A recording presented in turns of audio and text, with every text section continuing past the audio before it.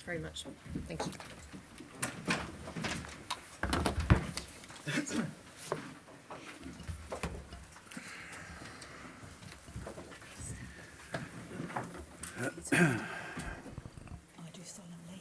I do solemnly, sincerely and truly, declare and affirm that the evidence I shall give shall be the truth, the whole truth, and nothing but the truth. Mr. Rotman. Thanks, Mr. Tully. Just give us your full name again, if you would. Callum Michael Tully. Mr. Tully, you'll confirm that you gave evidence to the inquiry in late November, early December last year during the first phase of these hearings. Yes, sir. What I want to ask you about, first of all, is a series, but by no means all, of a number of criticisms which have been made of you by various other witnesses in witness statements and indeed in evidence. And let me start, first of all, with somebody by the name of Charles Smith. Does that name ring a bell, Charles Smith? The name rings a bell, but I can't put a face to the name. Don't worry about that. In a witness statement which he made to the inquiry, Chair, for you it's tab 2, let's put it up on screen, INQ 000122 at page 9.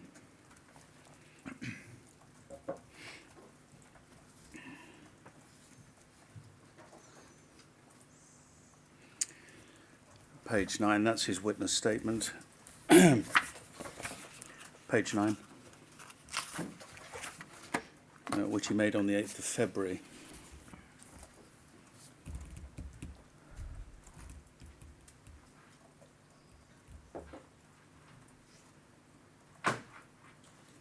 We're having an issue, Zana.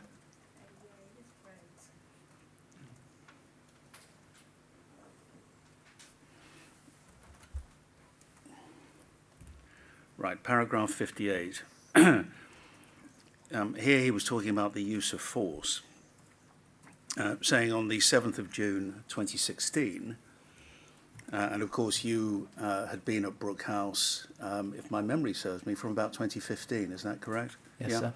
I was involved, he says, in a use of force, which I shouldn't have been involved in, but due to a member of staff who was requested to be there, you, not attending, I was asked to get involved in a planned intervention. During this planned intervention, I received what was originally thought to be swollen damage to my left shoulder, but after and X-ray on the 29th of June 2016, it was confirmed I had received a broken scapula. And then if we go on, please, to another paragraph where he really runs with the same theme, at page 12 and 13, paragraph 79.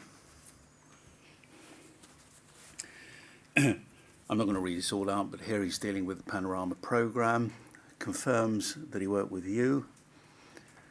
When asked, he says he refused to work in any other department, his behaviour was unsupportive towards staff, and went on about he was just in it until he became the youngest fully qualified football referee in the English Football League. And then he comes back to noting the incident in which he alleges that you wouldn't support staff. And on one occasion withdrew from the area whilst picking up playing cards as other staff ran towards the support of others for their safety and welfare. Continuously refused to go onto the wings to support colleagues at the busiest time of the day, meal times to support staff on the wing, whilst other staff members were due to go for their meal breaks, leaving the wing short-staffed. And as I say, this continues into a very lengthy paragraph onto the next page, and indeed onto page 14, and I'm not going to read it all. The whole statement can be adduced, Chair, with your permission. Thank you. So, that's what he had to say about you. And before I ask you about his particular allegation regarding your failure to appear for a control and restraint on the 7th of June, can we look, please, at one of your diaries, or a notebook which you made? Chair, it's BBC 000065 at page 13, tab 3 in your bundle.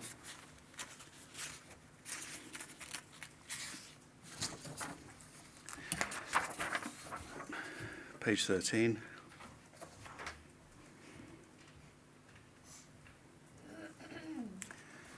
And then you'll see right at the top, your note is dated the 8th of June, but it relates to your shift the day before the 7th of June, yeah? Correct. Graham Sir. Purnell spoke to me in the afternoon, congratulated me on the restraint I did yesterday, and shook my hand, said, well done, and he will now, quote, look after me, end quote. Whether or not he did look after you, the question is, given what Mr. Smith alleges against you in relation to the 7th of June that you didn't turn up for a control and restraint, first of all, is your note in relation to the use of force in which he got injured, or No, is it sir. in relation to another use of force? Another use of force, sir. Right. So when he says on the 7th of June that you failed to turn up for a use of force, what's your answer to that? This is completely untrue. I have no knowledge of this use of force. It's clear that I did engage in a use of force that day. It was a spontaneous one. He's referring to a planned use of force. Yeah. He's saying I refused to attend. I was never asked. Okay. In my time at Brook House, I did not once refuse to engage in a use of force when asked. It's true that I never put myself forward for restraints. I took no pleasure in restraining detainees, but if I had to restrain someone, I did so. All right. Let me just summarise his other allegations against you. First of all, that you only wanted to work on activities. What do you say about that? Well, I mean, it's very clear from the video evidence and the contemporaneous notes that I was making a year prior that I worked in a variety of departments and covered breaks on almost a daily basis on the wings. So again, it's completely untrue. Unsupportive of other staff. Do you agree with that characterisation of you, Mr. Tully? I don't agree with that, no. No, No, or sir. that I think something else he says, in effect, in that long paragraph, is that you ran away from incidents. Well, again, it's total rubbish. There's plenty of examples to the contrary, sir. All right. Let me turn to Nathan Ring then, please. Tab 4, Chair, if we can put up on screen Mr. Ring's first witness statement to the inquiry dated the 27th of January of last year, but I think it was intended to be this year. MIL 000002 at page 20. And these are things that Mr. Ring repeats, but I'm not going to repeat myself in his second witness statement in so many terms. Paragraph 81.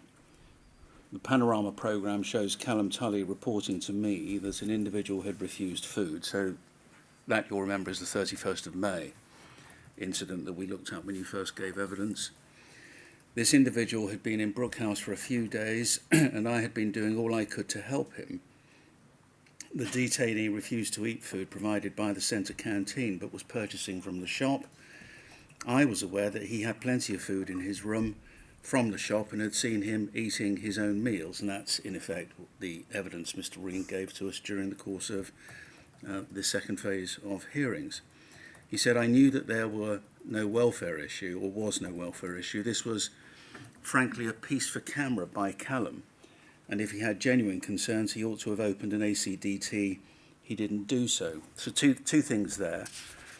Do you accept what he says, that in effect you were only doing this for the purposes of knowing full well that you were recording what was going on? Were you doing this as a piece to camera? No, sir. I suppose looking at it another way is, did you encourage the conversation that you had with him? No, sir. And what about his point that if you had genuine concerns, you ought to have opened an ACDT? Well, as soon as you have concerns about someone, it doesn't necessarily mean you have to open an ACDT. Later, at a later point, I did go to check to make sure that the detainee had eaten. And this is consistent with the incident log at the time recorded by the BBC and my own video diaries from the time. So I did take it upon myself to go and check on the welfare of the detainee. And later on I realised that he had indeed eaten, and so therefore I didn't open up an ACDT. But this, I was telling Nathan Ring, who was a manager on a residential wing, that the detainee wasn't just refusing food, but he was refusing as a form of protest because he didn't want to be transferred. Yeah. I had told one of my managers about a food refusal as a form of protest, and he told me to cross his name off the list. That is what happened. All right. Let's look at another paragraph in the same statement, please, at page 22, paragraph 96. The comments I'm seen to make during the documentary were in every case taken out of context.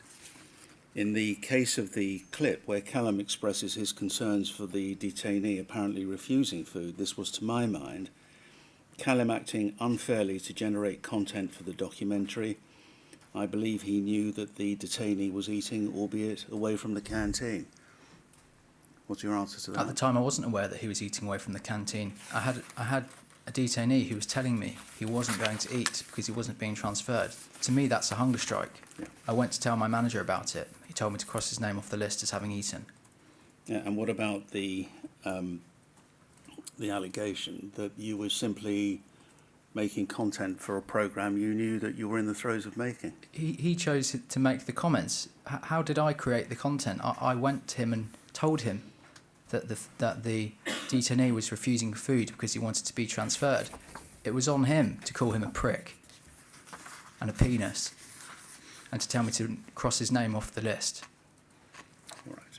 Let's look at Derek Murphy, please, who is someone else who has said some things about you. Chair, tab 6 for you. For us, INQ 000121. To begin with. So, and also I should add that Nathan Ring, as a manager, should have known that it was not... the G4S's policy was, if a detainee refused lunch and dinner, you didn't tick their name off the list. It doesn't matter if you had seen them eat at breakfast or in the shop. And Nathan Ring was a residential manager. He should have done his due diligence before making his statement and checked the G4S's policy on this. All right. He hasn't. He suggested that he can simply tick his name off the list because he's seen him eat something from the shop. That would be a very flimsy mechanism for recording whether detainees were eating or not, and that's why it didn't exist. You had to see them either take lunch or dinner. Yeah, but breakfast was excluded from the... Yes, breakfast was Cross-checking. excluded from that, yeah. All right. Thank you for that. Let's look at something Derek Murphy says. I'll come back to some other things in regards to Nathan Ring a little later, but Derek Murphy, in his, I think it's his second statement at page 2, INQ 000121, Chair tab 6, and you'll see paragraph 8 at the bottom. He said he hadn't been provided with a particular transcript, TRN 0000024. Let me tell you what he was responding to here, and perhaps I can avoid putting it up on screen. It was something that was said on the 8th of May.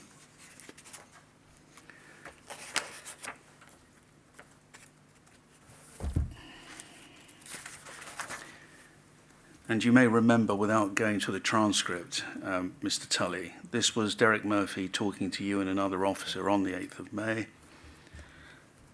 And I went into his room. I said, "Oi, get the fuck out of bed. Clean this shit up. You ain't going nowhere until you clean this up, you little prick." And I said, this is Murphy, and I said, "If you don't clean it up within the hour, I'm going to come and smash the fucking shit out of you. And you ain't doing no flying." So I left him and walked out. And then there was something inaudible said. He's still in fucking bed. Threw it at him. Got the quilt off him and threw it. "Get the fuck out. Okay. Clean all of this in a nice bundle.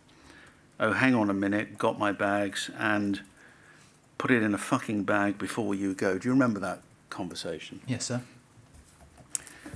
And so going back to the witness statement at paragraph 8, this is what he was being asked about here, although he doesn't make it clear. And at 8A, he was asked about that conversation. "I don't remember it taking place," he said. "We all say things when working in a stressful environment and when we are pushed to our limit day after day without support. Callum Tully was always hounding me for information and stories, so much so that it got to the point that I used to feed him fairy tale stories which seemed to make him quite happy. Now, the conversation I have just repeated to you appears to be a conversation between you and him and at least one other. The way it was expressed to you, did you feel he was telling you a fairy story, or was it something, or was he, as you understood it, telling you about an experience he had had? I think the first thing I should say is that he wasn't talking to me. He was talking to DCO Andy Jennings. This is clear from the footage from the time. I come into this conversation halfway through. He's already in the process of telling one of his fellow wing officers about this. I wasn't hounding him for stories. I didn't even prompt him. I didn't even ask him a question. He was already in the process of telling somebody else about this story. He was talking to Andy Jennings, facing Andy Jennings. He wasn't telling me anything. And he was asked then about another exchange, or series of exchanges, and they relate to the 14th of June, and the relevant transcript, Chair, for your note, is tab 22. It's TRN 0000092.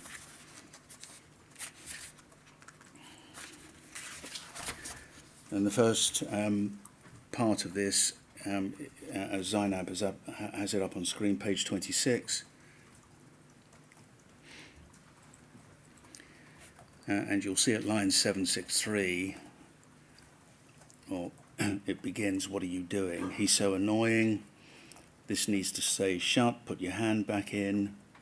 And the detainee extends his arm through the door window with an unlit cigarette in hand. Murphy, "So listen, stop fucking about, you understand me, stop, all right? That stays closed. Listen, I don't want to come back in this room again, you'll be in trouble, all right?" And then at line 769, "You understand, you don't want to be in trouble with me, trust me." And then at page 28,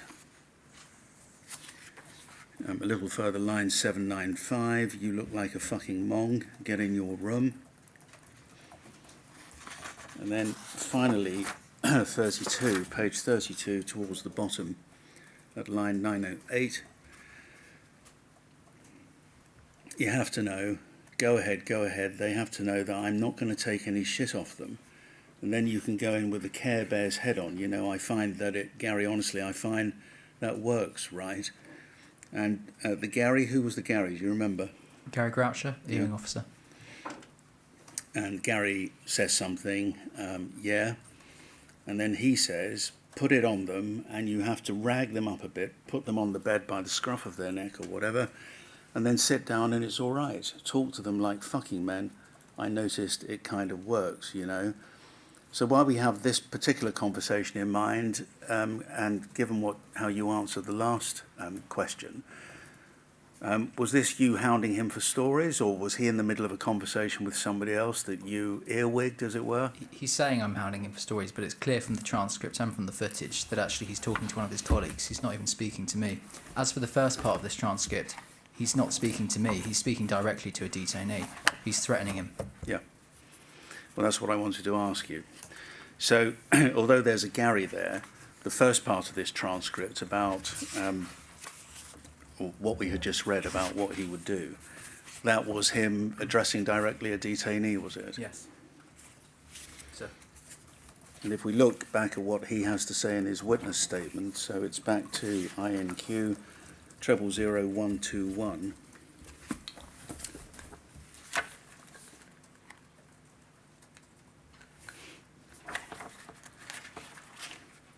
Just give me a moment, Zainab. I'm just checking something.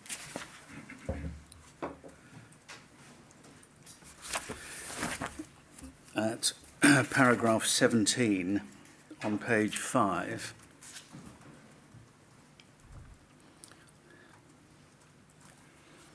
and to try and make sense of what he was responding to, at 17A, he was being asked to explain why he said, "Tell him if he keeps going, I'm going to smash the fucking shit out of him, and I'm going to smash you right up." That was at an earlier stage as well, words that we had seen him say elsewhere.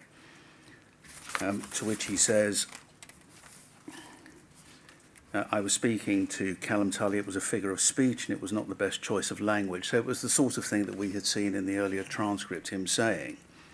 In relation to E, he was asked to review page 32 of the transcript. Please explain what he meant by put it on them, you have to rag them up a bit, put them on the bed by the scruff of their neck or whatever, and then sit down and it's all right. Talk to them like fucking men. He said, from the comments, it appears I'm telling Callum Tully another fairy tale, as he appeared to enjoy me speaking this way to him. What's your response to that? He was speaking to Gary Groucher, sir. That's clear from the footage and from the transcript. So those are the sort of allegations that Derek Murphy alleged, that these were just fairy tales, that you were hounding him, presumably others, for stories all the time, and these were just their responses, in other words, feeding you with accounts. And you're saying not so? Yes, sir, and I suggest that the video evidence backs that up. John Connolly, let's just think about him for a moment. Chair, tab 32 for you, INQ 000157. It's a transcript of his evidence at page 45. Evidence he gave to us on the 2nd of March.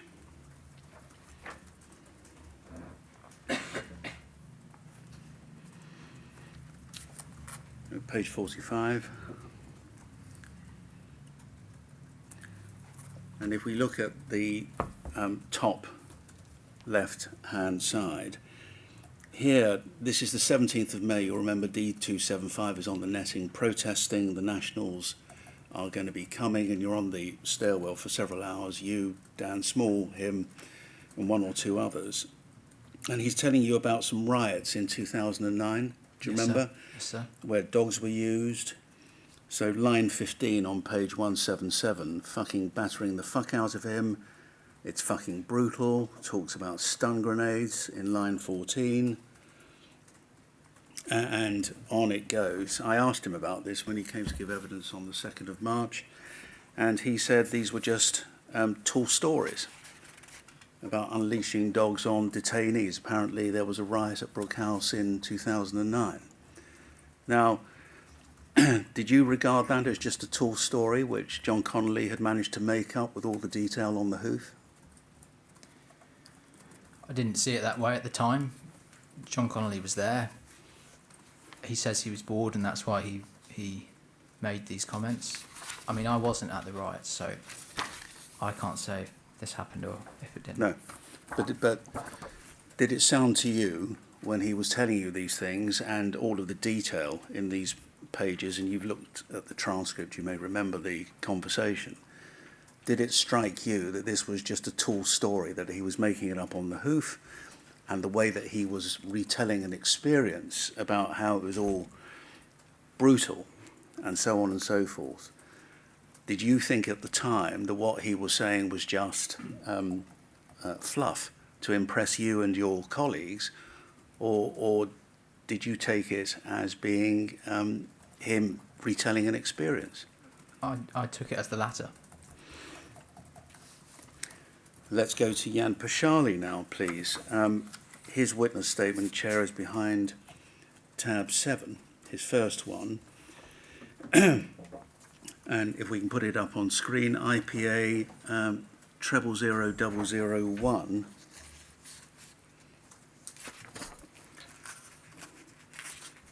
At page 15, paragraph 118. I'm going to put to you a series of things that Jan Pachali has had to tell the inquiry in his witness statements. From everything you have sent me, not from my personal experience, clearly security is an issue at Brook House, as Callum Tully was able to bring in prohibited items daily for a number of months. This would ordinarily be punishable by a prison sentence for anyone else. I think what he is referring to is, of course, that you were coming in with recording equipment every day. Correct. Anything you want to say about that allegation? I did so in the public interest because there was no alternative. Well, one alternative, Mr. Tully, is you could have reported it in line with your duty under the detention centre rules to the centre manager or to the Home Office if you were concerned about what you were seeing, and that's an allegation made by others. We know from Nathan Ward's experience that complaining through the channels that ostensibly existed, that you were marginalised and pushed out. And we know the attitude towards raising concerns. Well, and whistleblowing, I've spoken about those at length. Yeah, that was in the centre, but what about even an anonymous call to the Home Office? Via the Speak Out? Via any means, you could have phoned up the Home Office and said, I'm working as a DCO at Brook House, this is what's going on your watch, you need to do something about it. I mean, you have to accept, Mr. Tully, there were other means by which you could have brought what was going on to the attention of the authorities. Well, I wasn't aware of the means that existed, but also, what evidence would I have had? Whose word would it have been? Mine against the officers that would have closed ranks and denied what happened? I had no alternative. The BBC explored other alternatives. And so that's the answer to why, if there were these other routes, and it's pointed out that under the detention centre rules it was your legal duty to bring issues like these to the attention of the centre manager as well as the Home Office, your answer is, what good would it have done, because what evidence did I have? Precisely. All right. These kind of things, the abuse of detainees, it happened in cells. There were no cameras. I would have needed people to complain with me, otherwise my complaints would have been fruitless. All right, well, I'll come back to what you've just said in relation to something else, some evidence that we have. Let's have a look at Pachali's second statement, IPA 000002, tab 8, Chair. And I just want to run through these fairly briefly. So a series of complaints and allegations and assertions that Mr. Pachali makes about you. First of all, at the bottom of page 1, paragraph 6. In relation to the incident, and he's talking here about the 25th of April, it's quite clear that a lot of assumptions have been made based on hearsay, idle chit-chat. It's also quite clear that Callum Tully had an agenda and wished to sensationalise situations and incidents, which is unfair. Perhaps ignore what he says about assumptions, hearsay and idle chit-chat. Do you think it's a fair allegation that you had an agenda? No, sir, absolutely not. Or that you wish to sensationalise the situations you found yourself in? No, sir. I think the footage speaks for itself. Over the page, paragraph 9. He says, I don't blame Charlie Francis.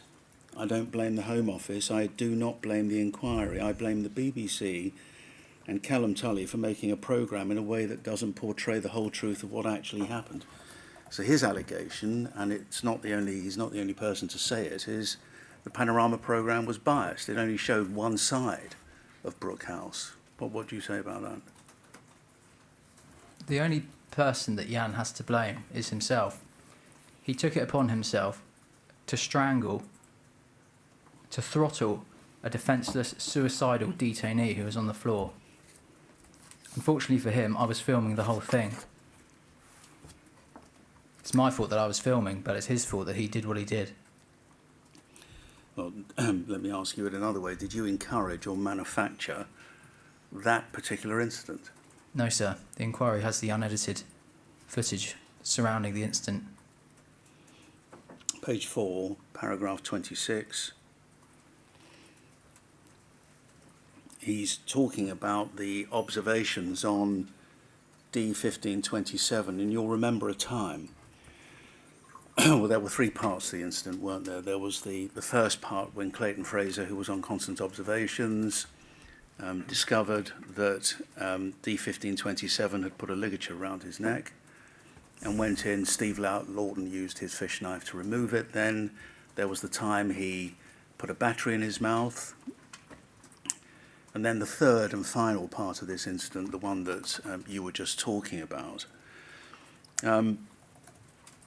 when there came a point just before it happened, do you remember when Nathan Ring said to you, do you want to watch him for a bit? And you said yes. And it was almost at that very point that something happens which leads to the final part of this three-part incident. And here at paragraph 26, Jan Pachali is saying the person who should have made the observation regarding the incident was Callum Tully because he was on the constant observations at the time it occurred. Do you agree that you were on Constance at that time? I was with Clayton Fraser. You remember he's just behind me as well at the time that this happens. Yeah. Clayton Fraser was assigned the constant observation, and there was no handover of the constant observation. We know from earlier on in the footage that Clayton Fraser was the officer assigned to this observation, so I assumed that he remained as the officer observing him. Page 9, paragraph 45. I didn't ever tell Callum Tully not to write a report. I was not a DCM, senior manager, governor or department head. It was not my decision as to whether other staff completed paperwork. Neither Callum Tully nor any other staff member had any reason to speak to me regarding their paperwork. Each officer is responsible for completing their own paperwork, and each officer has received training on how to do so. Now, I'll come back to another aspect of this as well. But in relation to what he has to say, of course, we'll all remember there was that part of the footage after the incident, after you've been to the lavatory and come back, where he says, as it stands, no use of force. Yes, sir. Report. And you confirm that with him. Now, he says it wasn't in my gift, as it were, to tell you not. It was your own responsibility to write a use of force report. Why didn't you? He told me not to, sir. No. He was the E-wing officer. He was the experienced officer on his wing, far more experienced than I was, and I acted as envisaged in the BBC's protocol for undercover operatives, and I did as instructed. He says at 48 that he has reviewed the reference given there, which is the one of the clips from after that incident. And you'll remember it's another part of the incident where you're talking to Jan Pachali after you've just had that conversation, as it stands, no use of force report. And then, do you remember where you ask him whether Dix or Dixie has confirmed that there should be no use of force? Yes, vaguely, yes, sir. And he says, I didn't give a response to Callum Tully's comment. Jan, that come from Dixie, so that's cool. I don't ever recall Steve Dix saying not to do paperwork. And my recollection is when you gave evidence during the first part of the hearings in this inquiry, you thought that that had indeed been confirmed by him. I was asking Jan to confirm whether that had been the case, sir. And why did you ask about Steve Dix? Had he come down to the incident afterwards? Well, I think I can't remember if Steve Dix was the Oscar one that day, but Steve Dix was the person who had initially asked me to go and work on E-wing. Yeah. So I knew he was someone who was certainly in charge of managing the centre that day. Whether or not he was Oscar one or not, I can't quite remember. Yeah. But I would have assumed that if the covering up of events was to have taken place, Jan would have needed some sort of agreement from management about that.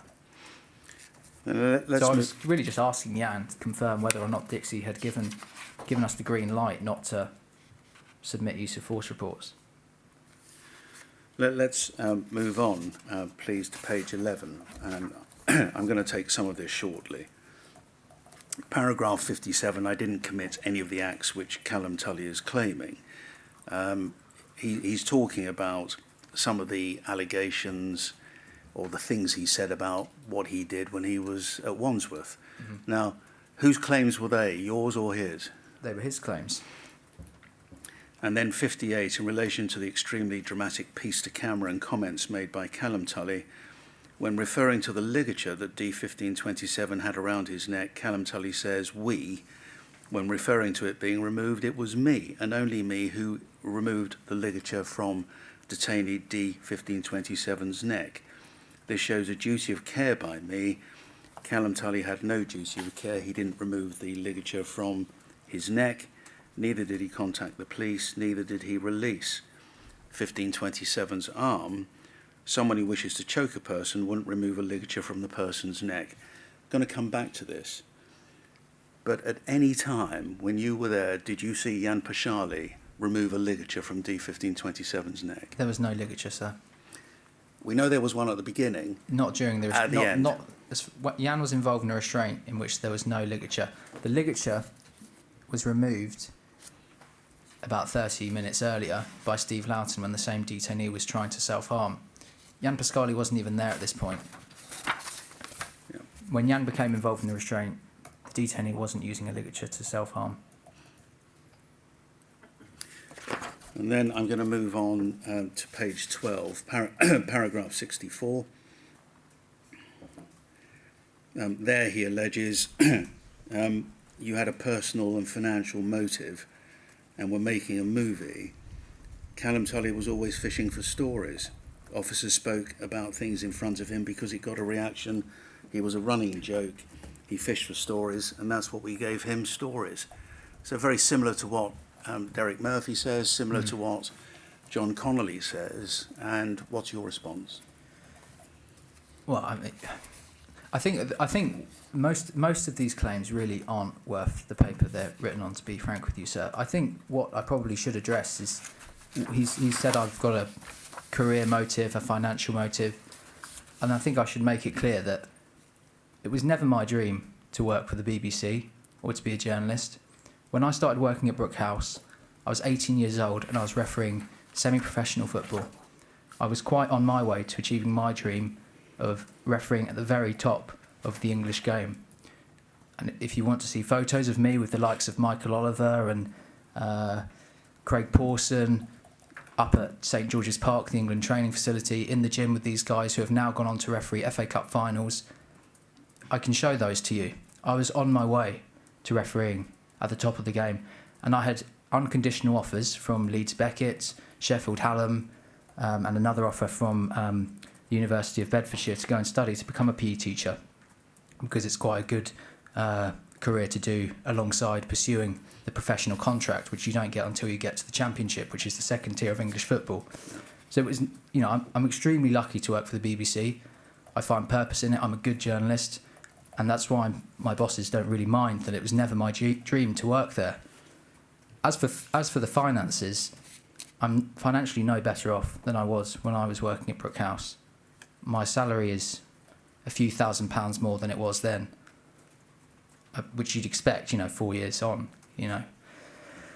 So this suggestion that I was sort of had some master plan of crafting out some career in journalism is utter rubbish. It was never my intention to work in the media. I had no interest in it whatsoever. All right, thank you. And finally, on page 19, paragraphs 113 and 114,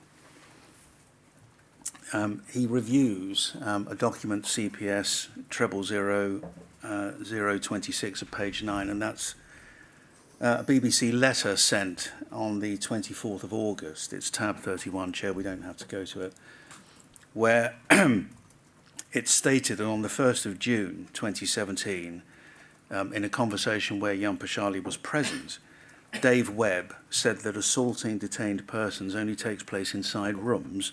This is something you said a little earlier, didn't you, about cells? Yes, sir. No detained persons, he says, were assaulted in their rooms or outside their rooms at Brook House. There's no detail to add, as I'm not aware of such incidents happening. And he says he can't recall the conversation as it was a long time ago. And if Webb did make the comment, I'd have taken it as something he said in jest. Again, officers said things because they got a reaction from you. It was something you mentioned earlier, and as I said a little earlier also, I'm going to come back to one conversation in particular, but this is clearly something the BBC got from you to put it in that letter, which alleged that on the 1st of June there was such a conversation. Did you make up that conversation, Mr. No, Tucker? sir. And from your experience, did excessive use of force take place in cells or rooms because they were hidden from fixed cameras. Yes, sir. There's absolutely no need for me to start making things up, given the things that I had on camera.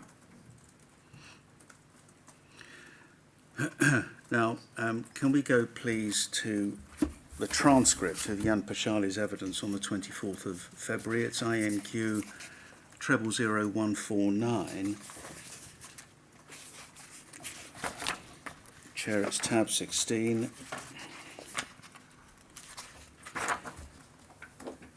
Page 25.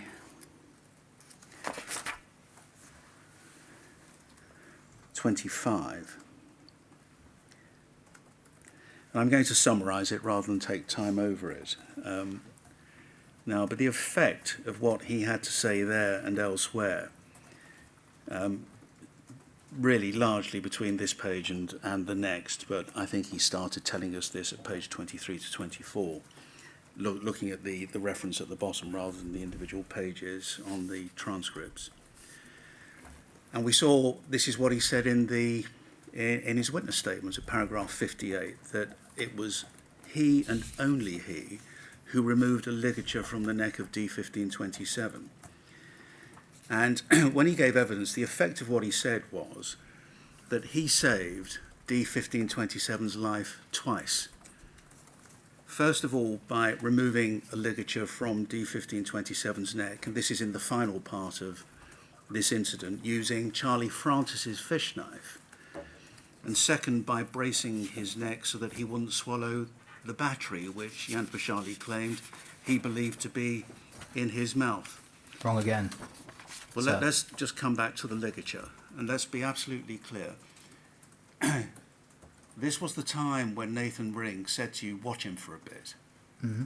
And within moments, you're saying, stop, don't do that, guys, come and help me. You Yes. remember, that's what the footage shows.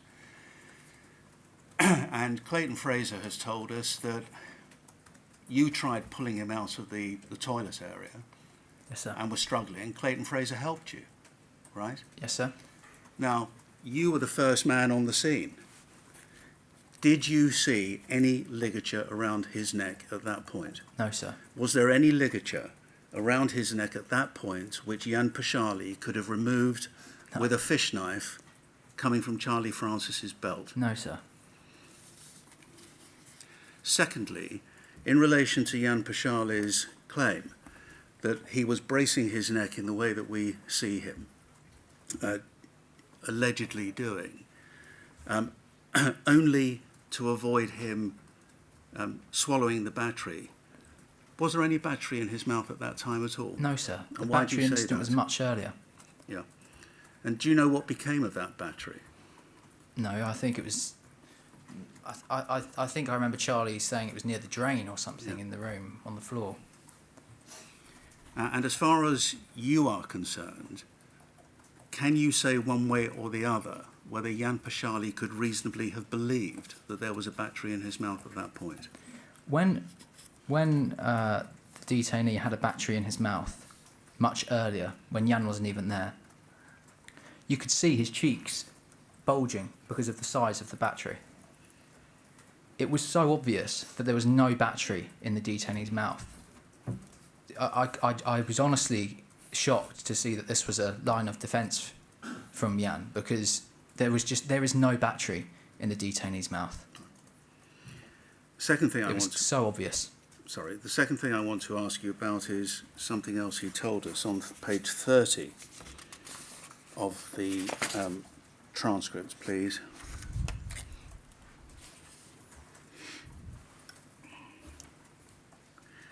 And he was asked about why he released his grip. Do you see at line 5 on 117? And what he was saying is, because I was asking him about it, we see in the footage that having had his hands around 1527's throat, when he calms down, he puts his left hand, Pachali, on his left thigh. So he releases his grip. And it's only when both of you start saying relax and 1527 becomes agitated again that he puts his hands back around the man's throat. And just read down with me. So I ask him, why did you do that? Why did you release your grip? Answer, obviously, he's calmed down, number one. I'm not certain that this footage is in its entirety. This was supplied to you by the BBC, was it? And I say, well, yes. Because I'm certain that before this point, I checked with everybody in the room to make sure that they were okay. And so I asked him, how did you do that? Verbally. I said to Callum, are you okay? I said to Charlie Francis, are you okay? And I asked the detainee if he was okay. I said everybody was okay. I believe I said that in relation to Callum's reaction, but that's not shown. And he adds, I'm pretty sure I checked with everyone to see they were okay. I said, if that's right, the BBC has doctored this footage. I believe so. Can we just scroll down, please? So that's what you're suggesting. I believe it's edited in some way, or doctored, whatever you want to call it. I'm certain that I said those words. Now, we've seen the footage, and there's a timestamp in the bottom left-hand corner which runs continuously. It's a serious allegation that's been made, not personally to you, but against the BBC. And so far as you are concerned, was there any possibility that the BBC has edited or doctored that footage in order to take out Jan Pachali turning to everybody, as he alleges, saying, are you okay? No, sir. Did he say, are you okay? No. But you've seen that it's not a serious allegation. You've seen the timestamp at the bottom running continuously. There's no jump cut in the footage. Anyone that knows anything about film editing knows that if something's edited to a later point or to another point, that there's a jump cut. There isn't. The film just continues.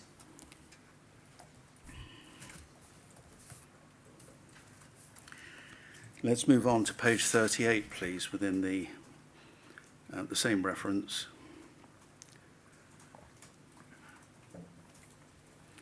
And in the bottom left-hand corner, which is page 150,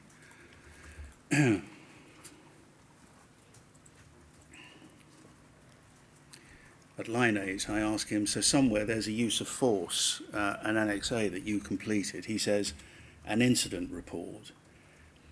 And then answers at line 14, use of force form incident report. And I asked him whether it was the type of report we'd seen completed by Mr. Lawton for the first incident. He's a manager, so I don't know if he would complete a slightly different form to what we would do. And he says a use of force report and an incident report are the same thing. And then over to the top of the next page, I filled out a use of force report, and I asked him what one with a red cover. He said, I can't remember. I can't remember the colour of the report. Line 8, you see, if there was such a report, Mr. Pachali, it's never been found. You know that, don't you? I'm fully aware of that, yes. How's that possible? Shall I just tell you exactly what I think? I believe Callum Tully took that report and got rid of it. And I said to him, it sounds a bit conspiratorial, doesn't it? And he said, well, it does. But the only person telling people not to do a use of force report is Callum Tully. And I said, really? For reasons you will understand readily, Mr. Tully. And that's referenced in a Home Office report, he says. And I said, well, we will come to something else in a minute, but these are your words, not his. As it stands, no use of force, as it stands. And he says, but the only person going around and telling other staff not to do a report was Callum Tully. So you think that Callum Tully has somehow found the report that you completed. He says it's just there on the desk. That's how we used to leave them. And I said, not in an envelope. This is exactly, he said, I believe I've made this point somewhere in my statement, that there was no procedure, which there should have been for such documents to be put somewhere secure. And a little further, so somehow and he cut me off, it's not somehow, anyone could have walked in and picked it up off the table, and I said, just got rid of it for his own interests, yes. So you see what the allegation is. For reasons of your own, Mr. Tully, you knew that Pachali had completed, if not a use of force report, then an incident report. Secondly, you knew that he had left it on a table. Later he explained somewhere near a pigeonhole. And third, for reasons of your own, you made it disappear. a series of serious allegations. And what do you say? Well, the inquiry has the full unedited footage of this event. I didn't turn off my camera during this event because it was important to get a complete and accurate account of exactly what happened. And you will not see in any of the footage recordings surrounding this event after the choke that I tell anyone not to submit a use of force report. What you see is Jan Pachali coming to me and saying, no use of force, as it stands, no use of force. Then later, when asked by Nurse Joe Buss what we're doing, I said, according to Jan, so it wasn't my instruction, that according to Jan, there was to be no use of force report, but I said to her that she should go and speak to Jan. So it was on her as the nurse to go and do that. I did not, the footage will show that I did not go and throw away a use of force report written by Jan. There was no use of force reports because he was telling me that we weren't going to be filling one out. So it doesn't make sense to me that we have, on the one hand, you've got footage of Jan telling us, or telling me, not to submit a use of force report, and then he comes here and says with a straight face that he actually filled one out after all. Right. That's one part of it. The far more serious part of the allegation is that he, in fact, did one, that he left it on a desk near a pigeonhole, and that you somehow found it and made it disappear. What do you say about that? That's not true, sir, no. I mean, would you have any interest in getting rid of evidence? No, sir. Given the role that you were playing at the time? No, sir.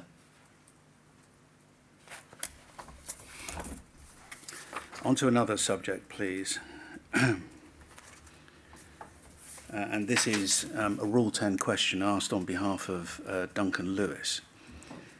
You'll remember I asked you about paragraph 113 of Jan Pachali's second statement, where he referred to the BBC letter and how Dave Webb had said, as you recorded on the 1st of June, that assaulting detained persons only takes place inside rooms, and I said I'd come back to it.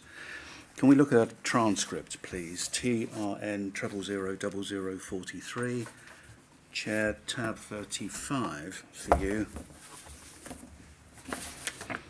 And this is a video diary of the 4th of May, page 13. And you'll remember that D1527 had protested on the netting on the 4th of May. Yeah? Yes, sir. And at the top, you're talking about Ryan. Is that Ryan Bromley? I believe so, sir, yes. And in the second paragraph, I get on well with Ryan. We have some interesting conversations. So I went out with him, basically just asked him what happened with 1527. Did they have to restrain him, you asked? And he said they had to bend him up, at first only guiding hold, but then when he got down to solitary confinement, he started to kick off. And then they had to restrain him again fully. There wasn't anything that Ryan said to me that indicated that anything like what happened with Jan the previous week happened. But there was another officer, Aaron, who seemed to suggest that he did say something that suggested to me, when they went into the cell and there were no cameras, that maybe something untoward might have happened. But you had this important qualification, but after speaking to him later on, is that Ryan? I think so, sir. I don't It's really, hard to be sure. I don't really think Could be it was. I think it was all talk, and he wasn't actually really present in the cell at the time. Well, you're talking about the restraint taking him from the netting and down to E-wing, so probably not Jan, but probably Ryan by the sound of it, because he's the chap you're talking about talking to.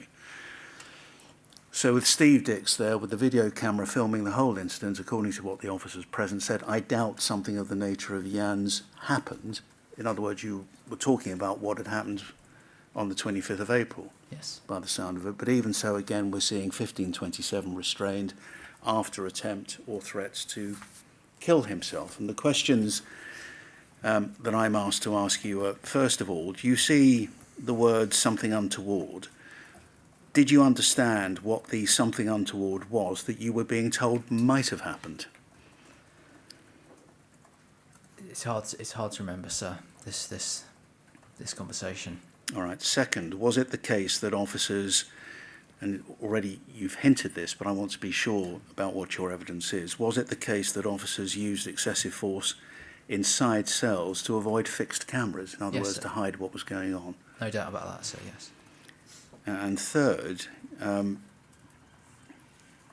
you remember the 17th of May. Do you remember the time you were all formed up on the stairwell with D27275 protesting on the netting on the 17th of May? Yes, sir. And Dan Small gesturing to a camera on the wall? Yes, sir. Do you remember that? In the stairwell to John Connolly, as to which John Connolly made some remark. You thought it was about deleting the footage. Yes, sir. Remember. Can you think of any other examples of the potential abuse of detained persons being planned or considered away from the gaze of cameras? Off the top of my head, I can't think of anything. Off the top of my head, I mean, it's a question if I was allowed time to reflect on it, then perhaps I could be of more use. Well, if you do reflect on it, Mr. Tully, and if you think of any other examples where that sort of thing did happen and you have direct experience of it, will you let us know perhaps in a further statement? Mr. Bunting can, I'm sure, give you advice about that. Sir. Finally, one question from me on this transcript, and it's the third line down as we have the page on the screen, and he said they had to bend him up. What does that mean? I thought that was a term that officers would use to talk about restraining someone. What did it actually, how do we visualise bending somebody up? Well, as the language would suggest, to bend parts of the body. Another matter now, please. A Rule 10 question on behalf of the BBC concerning a completely different detained man, D149. And Dave Webb gave evidence to this inquiry, he on the 3rd of March, that you were the head officer during a particular use of force and were therefore responsible for not giving a warning about the use of a pain-inducing technique. And we can look at the transcript if needs be, but I suspect you know that this was coming. We have the use of force forms, and I'm only going to refer to them, not put them up on screen, just for the purposes of saving time. CJS 005650, which can be adduced in full, though I'm not putting up on screen, Chair, and CJS 004352, which is an incident report based on the same incident which I ask you to adduce in full. You have them at tabs 36 and 37. But if we look through both, your name isn't found at all, Mr. Tully. No. And the reason why this whole incident arose, you may remember, is because D149 was accused of stealing your keys. Yes, sir. But the question is... Trying to steal my keys. Or trying to. But the question for you, which we would like you to answer, please, is when Dave Webb told the inquiry that he thought you were the head officer during the course of that particular use of force incident, were you involved at all? Not at all. I wasn't even there, sir. And the use of force reports are evidence of that. Yeah. If we look at... let's see if we have it actually.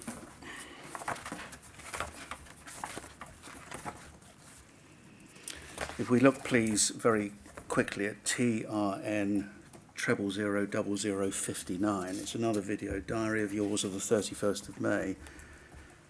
Chair, tab 39, at page 4.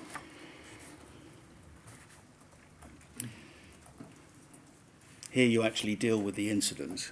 I was in the library in the afternoon, felt this tugging on my keys, looked around to find this detainee just fiddling with my keys. So that's you telling the BBC, Yes, sir. during a debrief, during a video diary, what had happened.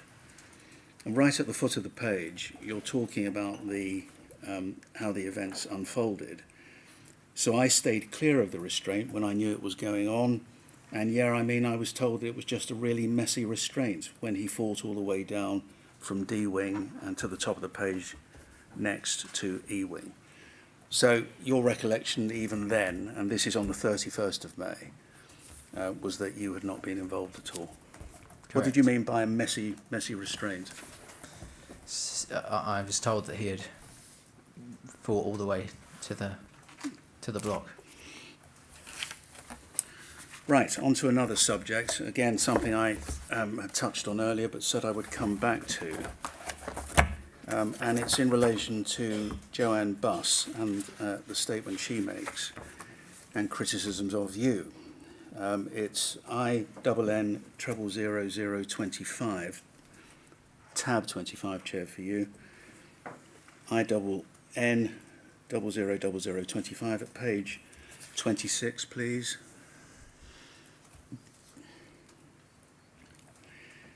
And she says at 36, the responsibility for completing an incident report and a use of force report in connection with the second incident involving 1527 on the 25th of April was with DCO Tully, who was the supervising officer, in brackets, use of force report, and the incident reporting officer, the incident report. DCO Tully may be able to assist the inquiry with why he didn't fulfil his responsibilities in this regard. And she says how she is supported in her belief, and she refers also to the PSU investigation report, which is CJS 001107, paragraph 7.56 through to 7.61, in which you'll remember the PSU itself said you ought to have completed a use of force report and an incident report, as effectively you were first in. It was unplanned, but that characterises you as the supervising officer. So that's what she has to say at 36 and 37. And then, please, if we go to page 38, in a series of other paragraphs,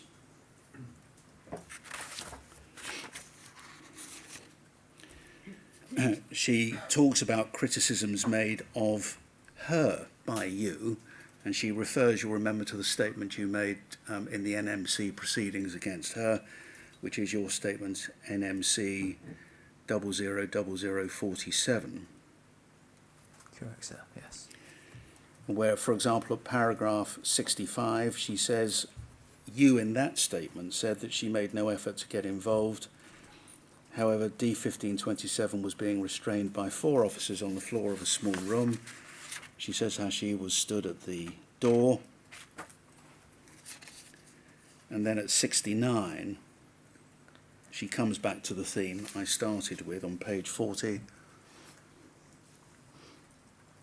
Mr. Tully made a witness statement to the police on the 23rd of November. We've seen that often, SXP 00120. I note that he failed to mention to the police that it was his responsibility to complete an incident report and a use of force report. And at 71, at the bottom of the page, only DCO Tully knows why he didn't complete the forms he was required to complete. What I take exception to is Tully seeking to blame me and to accuse me of involvement in a cover-up, when it was Tully who told me that there would be no use of force report when it was his responsibility to complete a use of force report and an incident report. Incorrect, sir. So you've answered some of this already, but just let's consolidate and tell us what you say about that. Well, I didn't tell her not to submit or not to mention a use of force. I told her what Jan had told me, and I then told her to go and speak to Jan about that. As for not completing a use of force report, I was told by Jan Pachali not to do so, and I acted as envisaged by the BBC's protocol for undercover operatives. Remind us what that is. It was to follow the instruction that I was, in this regard, to follow the instruction that I was given by a more experienced colleague. All right. One of the documents which she mentions, and if we go back to page 28 of her statement, it's part of paragraph 38, but at the top of 28, you see reference to page 22 of HOM 003038. She says, which is an example of a properly completed form F213, and she's saying, also as the reporting officer, you ought to have completed an injury to detainee form, you know, the kind of form that we have seen and I'm sure you're familiar with. Let's have a look at what she says was an example of a properly completed form. Chair, it's at tab 29 for you, HOM003038 at page 22, please.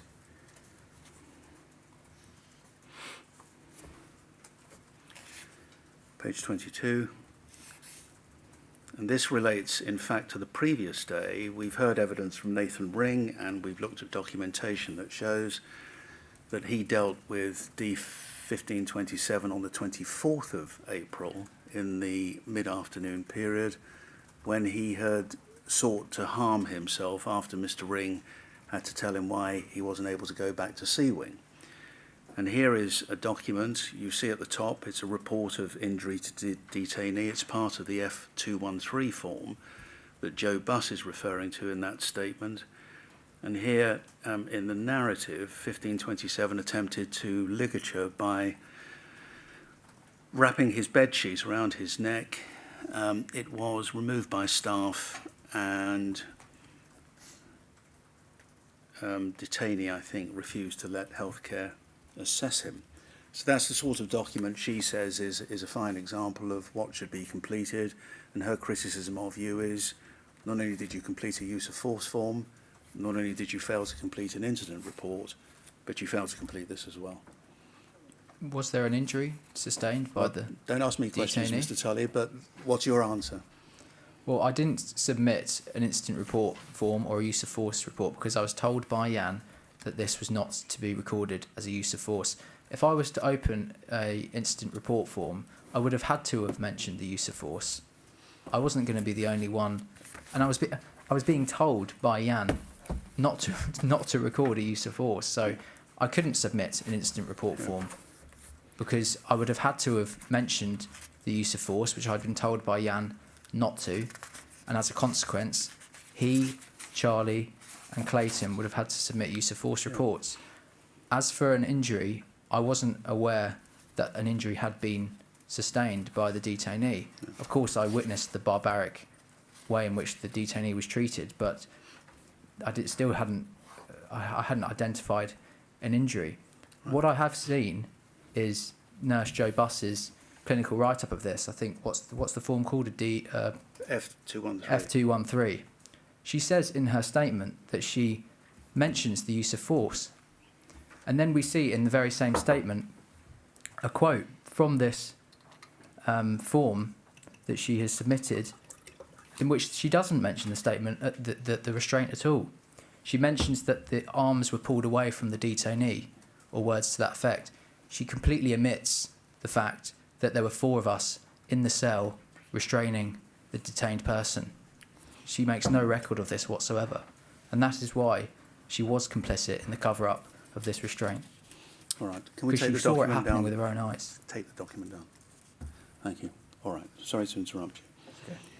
Right. Mr. Watman, we might just want to check whether there was an inadvertent... I haven't spotted anything. Okay. Thank you. There is. Okay, we'll have to cut the feed. I think there was inadvertently the name of a former detainee who's under a restriction order. All right. Well, if there's a general restriction order, we'll cut the link. The name's not been mentioned, but it's up on screen, and if that document has to be removed from the live stream, it can be. Okay. I have to say I didn't spot Thank anything. you. Just give us a moment, Mr. Tully.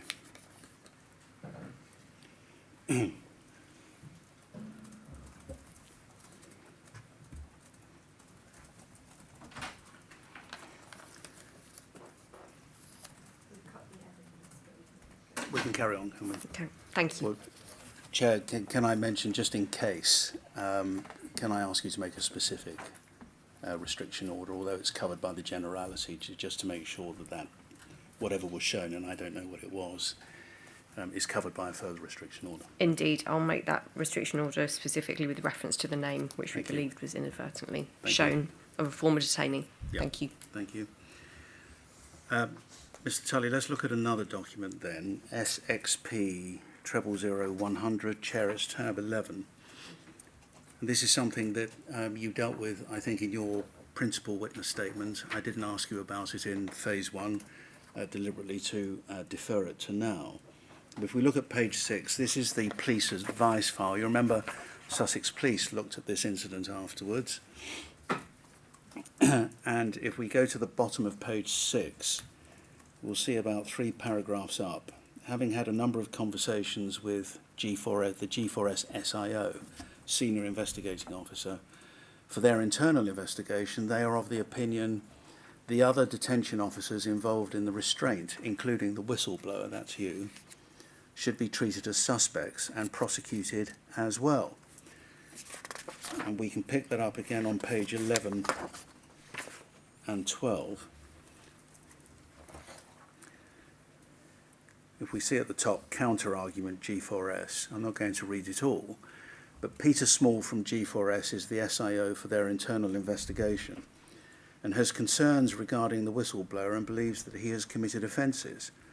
Small has emailed a reasoned argument to DI Richardson, Detective Inspector Richardson, where in essence he wants the 3 witnesses and Tully to be treated as suspects as they are culpable in the offence, as well as Pachali, and he makes a series of comments. And under that list, Mr. Tully restrained a prisoner who was clearly an extremist, was being effectively strangled by a colleague. Next paragraph, Tully was fully trained in the use of force, as such would be conversant with the rules regarding any such application of restraint. And then at the bottom, I realise it can be argued that medical staff and the other officers present also failed in their duty. Tully had an individual responsibility to complete documentation about his use of force. This would have signposted in an auditable fashion that the detainee needed to be seen by medical staff and examined appropriately. No such documentation was completed. As such, there was no evidence of a medical examination. Top of next page, to D1527's throat. And so those were Peter Small's views, passed on to the police. Obviously, there was no prosecution of anybody in this case, but the focus appears to be not only your presence during the course of what Jan Pachali did, but also the failure to complete a use of force form. Is there anything you want to say about what I've just read to you? Well, we've all seen the footage, and it is evidence that his accounts of the facts are wrong. I came across the detainee when he was trying to strangle himself. It was imperative that I intervene to stop the detainee from attempting to take his life, so it was necessary for me to use force. The force I used was proportionate because the detainee was using his hands to try and strangle himself, so it was a proportionate use of force for me to pull his hands away from his neck. Myself, Clayton Fraser and Charlie Francis managed to prevent the detainee from self-harming. We pulled him into the middle of the room and he was on his back. I had control of his left arm, Charlie control of his right, Clayton control of his legs. As the detainee started to calm, we were able to adjust the use of force applied so that it remained proportionate in the circumstances. Jan then joined the restraint. As we know, Jan started to strangle the detainee. I was the only person there who intervened in this restraint. I said to Jan, whilst he was strangling him, Jan, easy, easy. Jan responded to my instruction to go easy on the detainee and stop strangling him. So I was the only person there who did prevent the treatment of the detainee from continuing. As for the use of force report and not submitting one, I was told by Jan Pachali that there would be no use of force reports. Yep. I acted as envisaged by the BBC's protocol for undercover operatives and followed the instruction. I didn't cover up the events because we're all sat here now, aren't we? We've all seen the Panorama documentary. The events, the true course of events, were broadcast at an appropriate time later. Right, 2 other things, Mr. Tully. The other thing Mr. Small complained about here, but you've already answered, that it was in the public interest, about you taking covert recording equipment into the centre. You've dealt with that, and I'm not going to ask you again. The other thing I want to know is this. I'm not sure we've entirely covered it, but can you explain from your own experience of what happened on the 25th of April and thereafter that day? You've given your explanation of how you didn't complete any reports, incidents or use of force.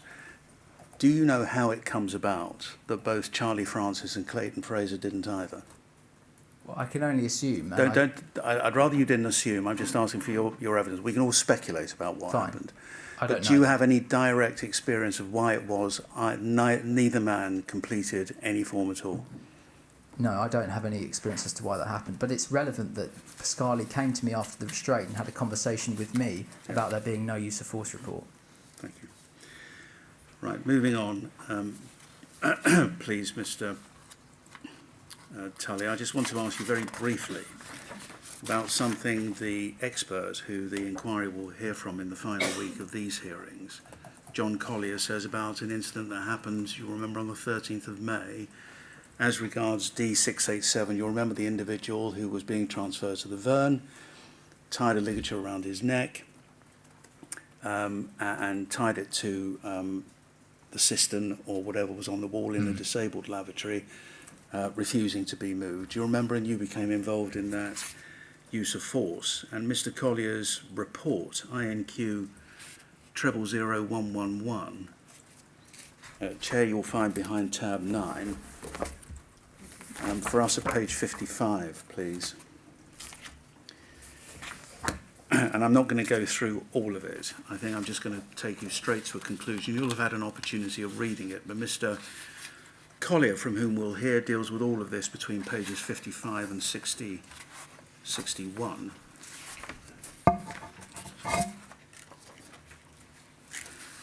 And you'll remember you restrained the leg, I seem to recall, Mr. Tully. And if we go to paragraph 240,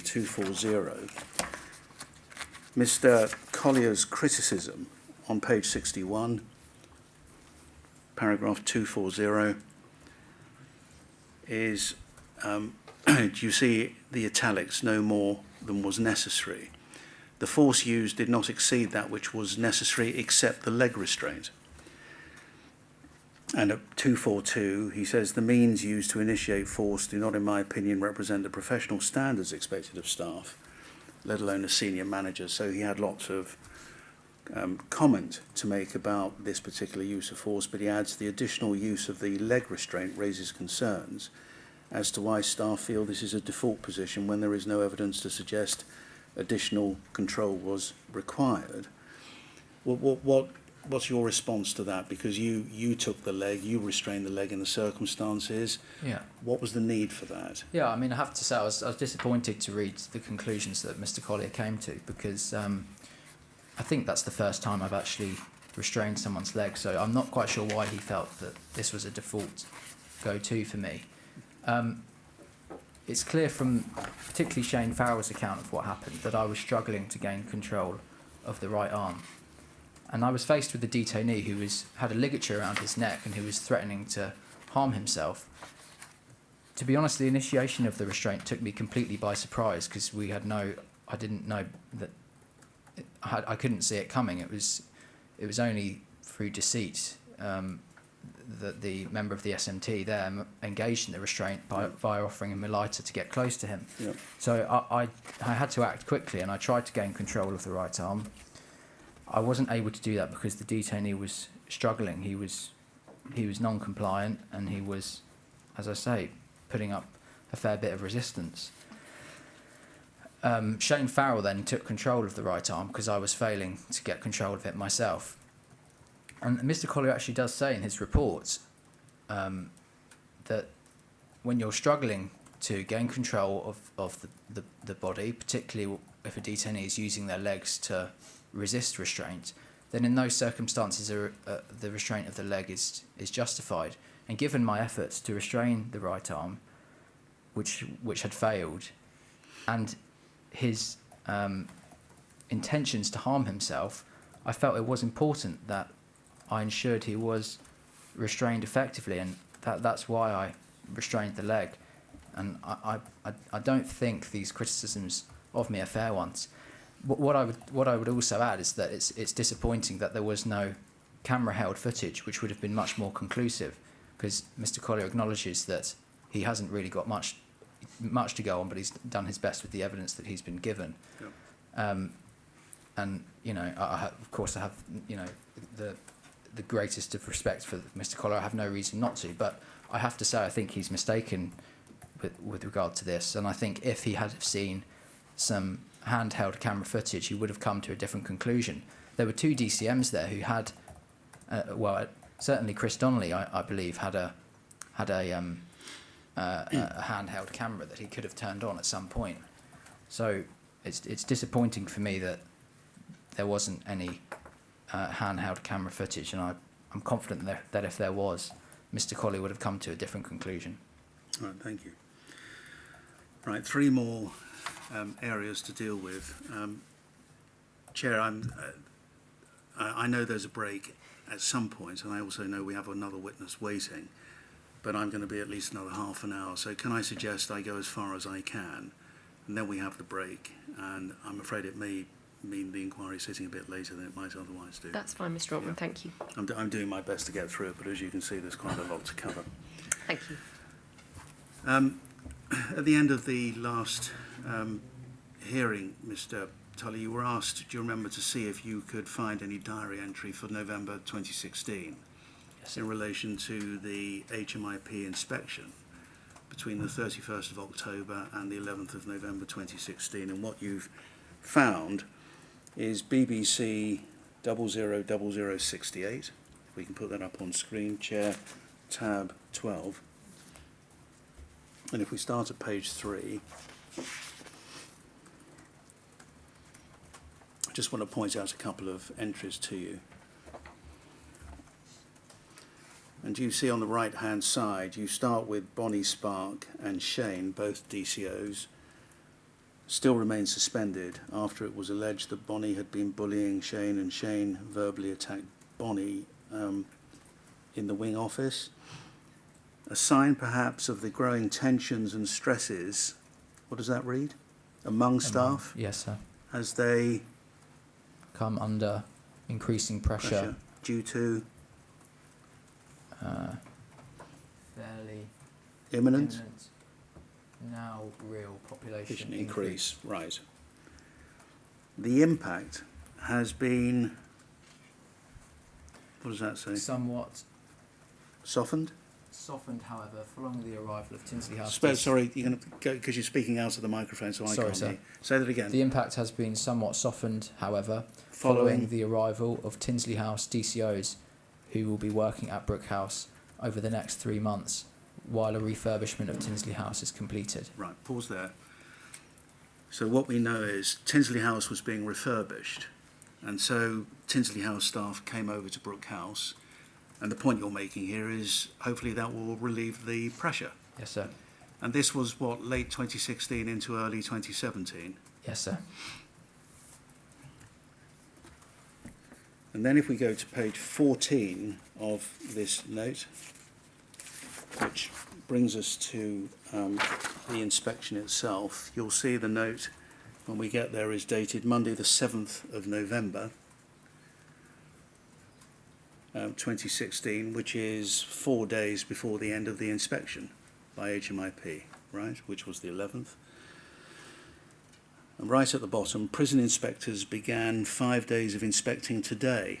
Now, there is nothing else of note to report. Now, maybe I've got it wrong, but the inspection report brackets the dates the 31st of October to the 11th of November.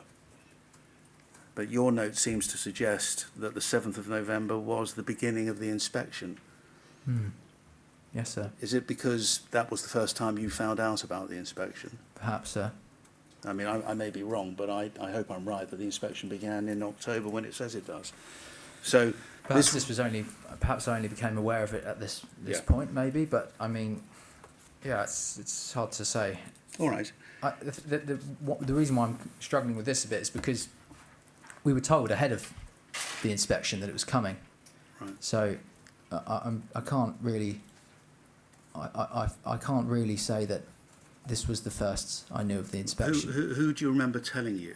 Ramon was aware of it. Ramon Garaldo, Yeah. my manager in the activities department.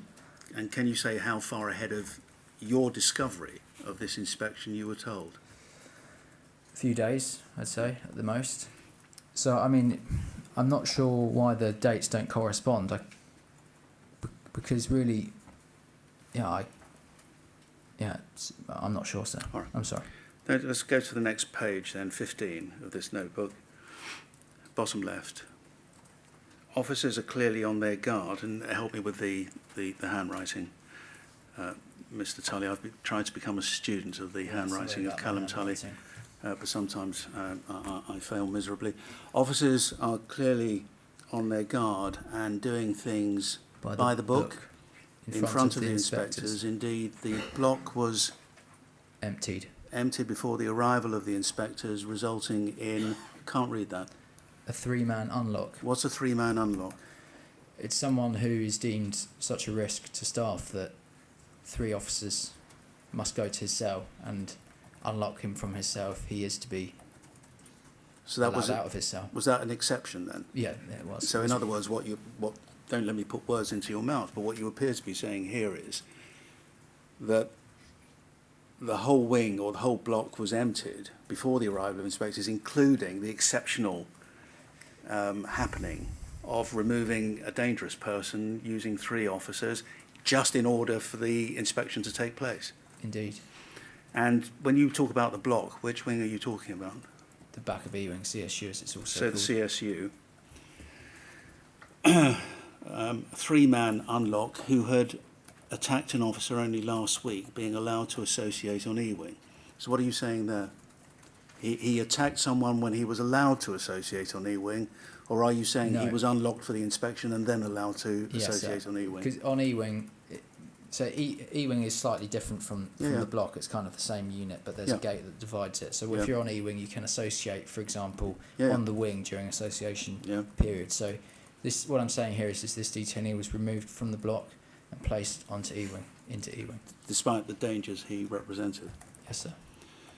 This, according to officers and DCMs, is to create the impression that the centre is managed effectively without the use of Detention Centre Rule 40, in brackets, solitary confinement.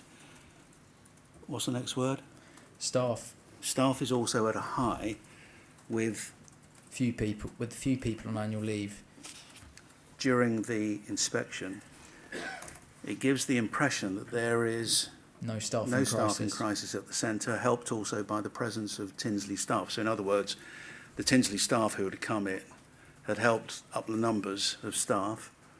However, I still think the aforementioned has done little to mask the growing sense of hostility and unrest building within the centre of late. Whether the inspectors can gauge that level of hostility and unrest remains to be seen.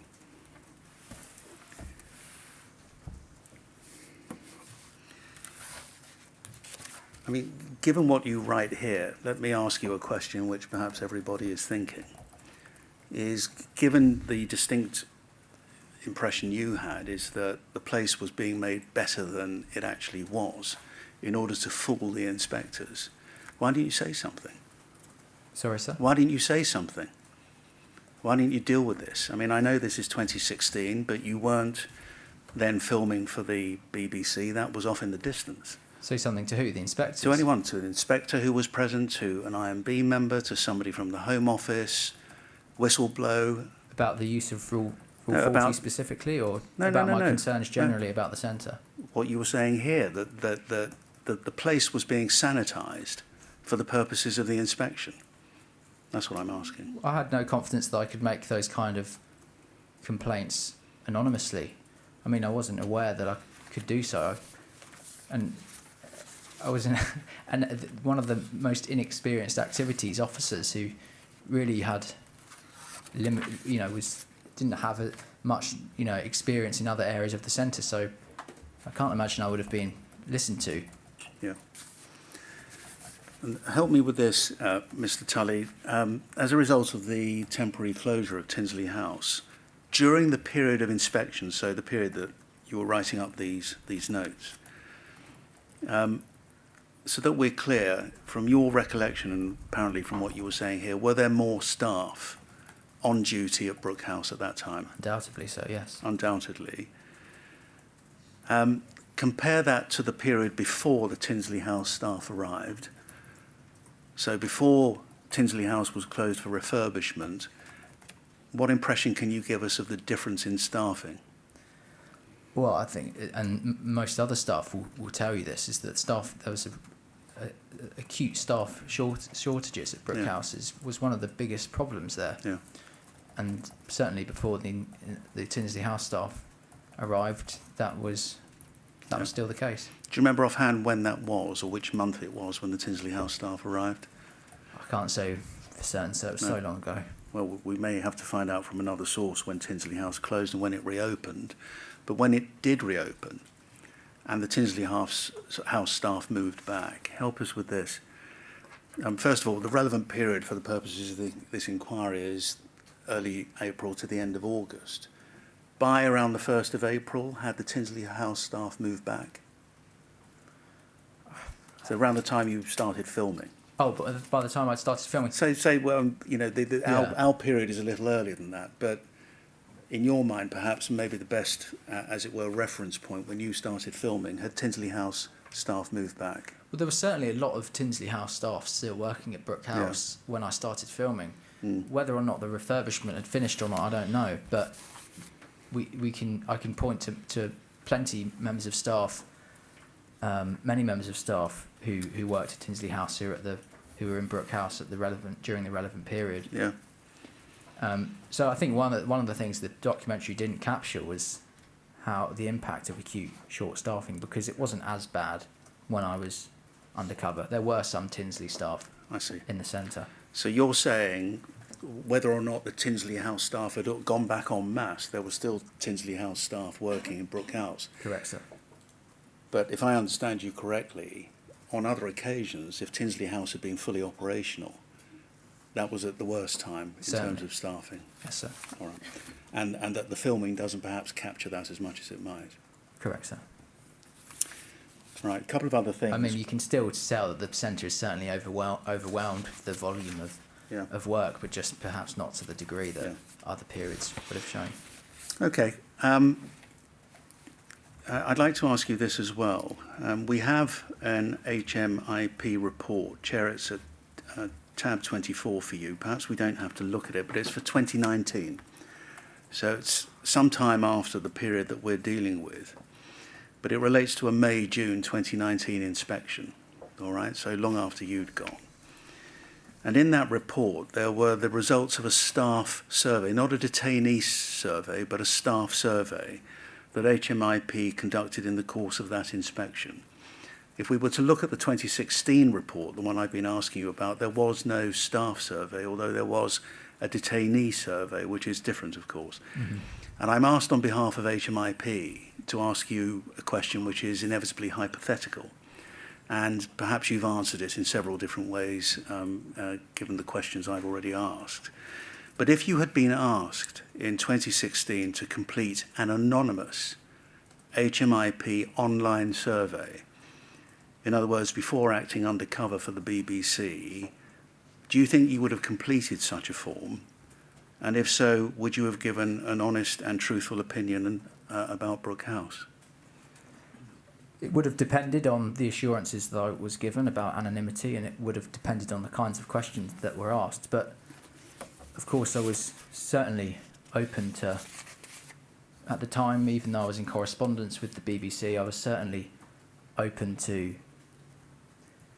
alternative ways of putting a stop to the abuse and the treatment of detainees and the conditions in which they live. So I certainly would have considered it, yeah. Okay.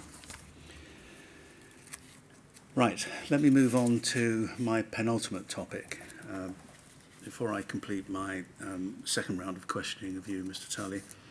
And it deals with an incident I asked you in part about in phase one, an incident on the 5th of June involving two detainees, D390 and D1851.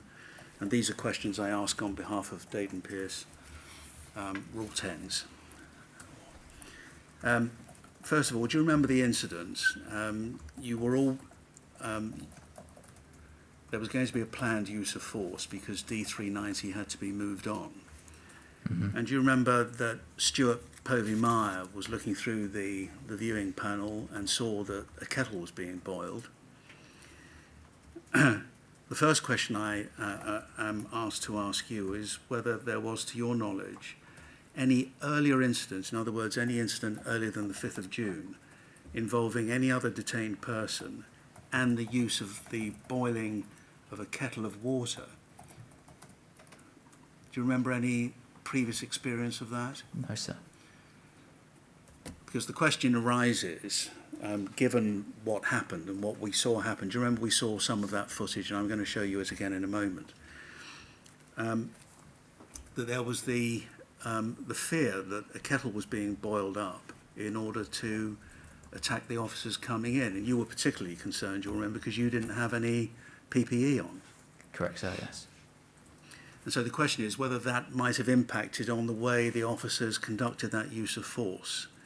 And so the question is, were you personally, Mr. Tully, aware of any previous incident where a detainee boiled a kettle of water and used a kettle of water in the way I've described, or threatened to do so?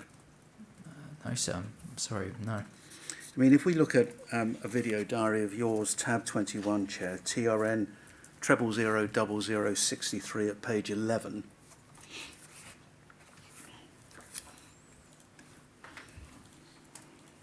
Page 11.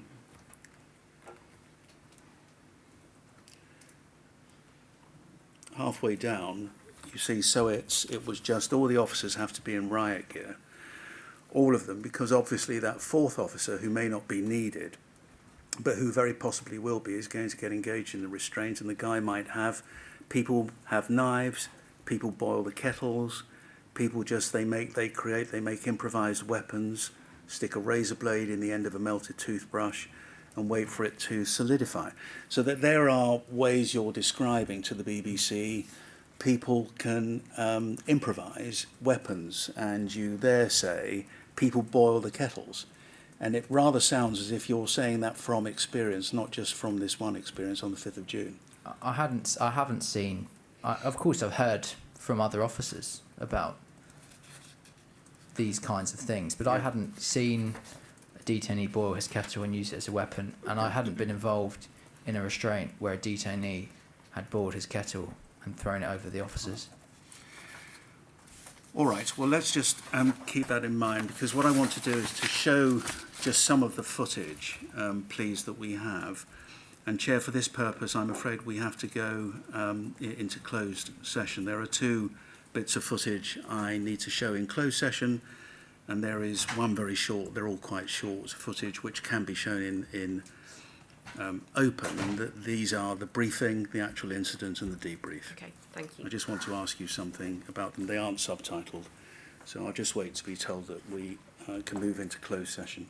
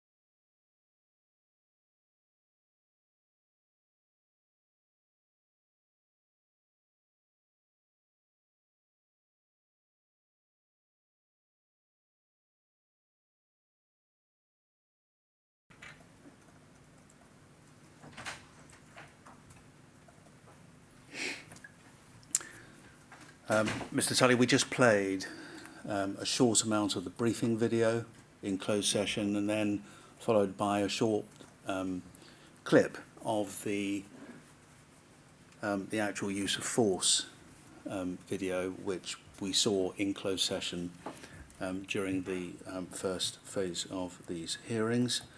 I'm now going to ask Zainab to play, which can be played in open session, the debrief, which is 137.17. Right, cool. Right, CNR is now finished. We'll just turn the camera to the DCOs that actually took part of the CNR, and they will state whether they had any injuries or not. No injuries, DCO Bromley. DCO Bromley, no injuries. Nice. What's DCO say? This is no injuries. DCO Bromley, no injuries. Okay, that concludes the debrief. No injuries to anyone or the detainee. There we are. So we see what a debrief, recorded debrief looked like. Coming back, please, to the first video that we saw in closed session. During the course of it, Mr. Povey-Meyer talks about D390 being an escape risk. Do you remember him saying that there was intelligence to suggest that he could have an escape plan on release from the UK or some such words? And the question I'm asked to ask you, Mr. Tully, bearing in mind the use of ciphers, please, if you have any information you can give us, is what, if anything, did you understand about his history and risks, including the allegation that he had an escape plan? I didn't know he had didn't know of any escape plan. I knew very little about the detainee's history. In fact, I didn't know anything about his history. Did you know anything? Other than what was said in the briefing. Yeah, that's what I was going to ask. So anything more than what was told you, you'd have no personal knowledge of him. And would you have any knowledge of the intelligence to which Mr. Povey-Meyer referred? No, sir. No. So in order to understand the risks that a detainee presented, presumably officers in your position had to rely on the briefing. Yes, sir, entirely.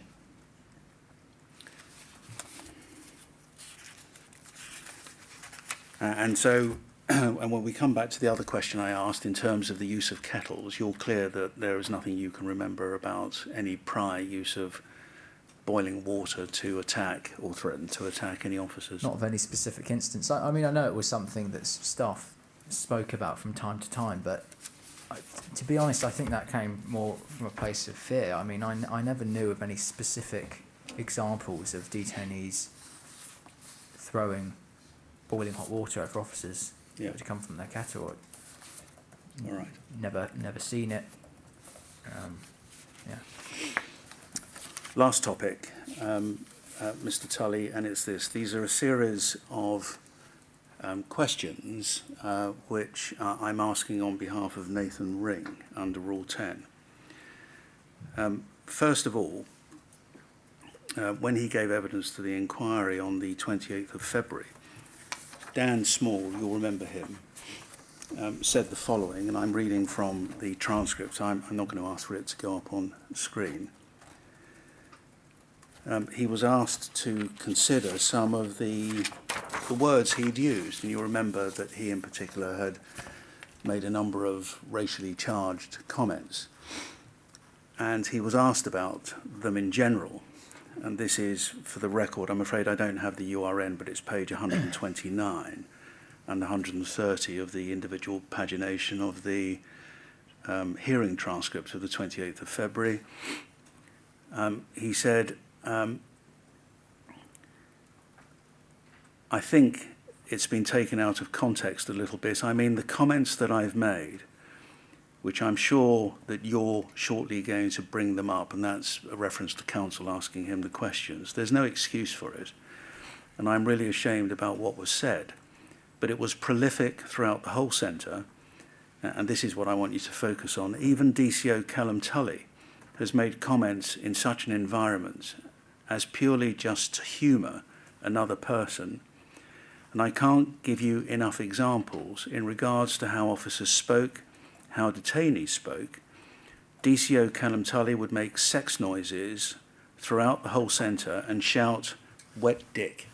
You know every officer is guilty of saying something.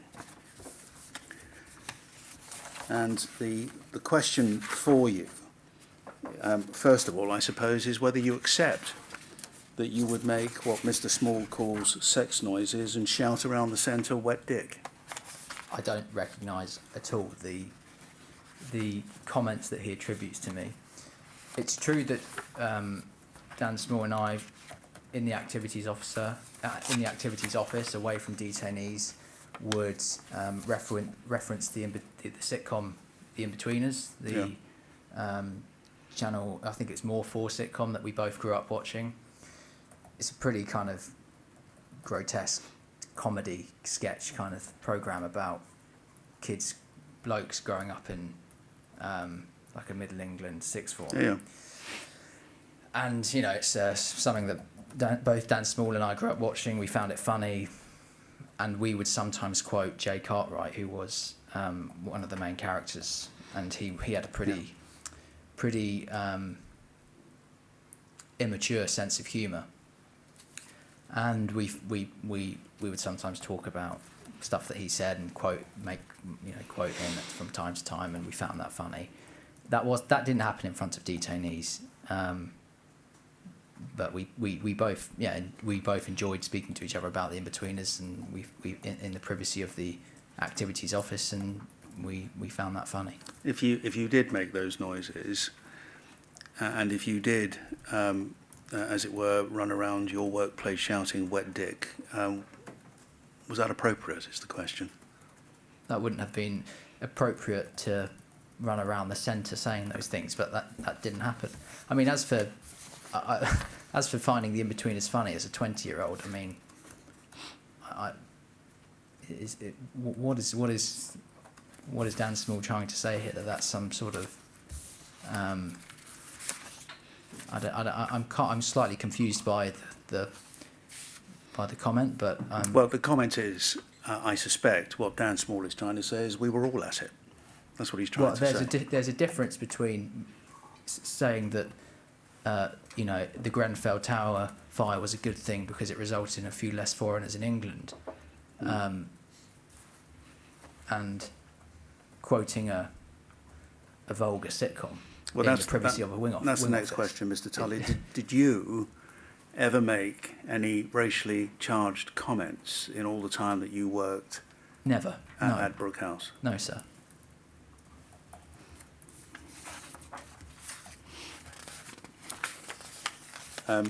Or did you ever make any racially charged comments, privately or publicly, to any other individual in order to encourage them No, sir. to do so? No, sir.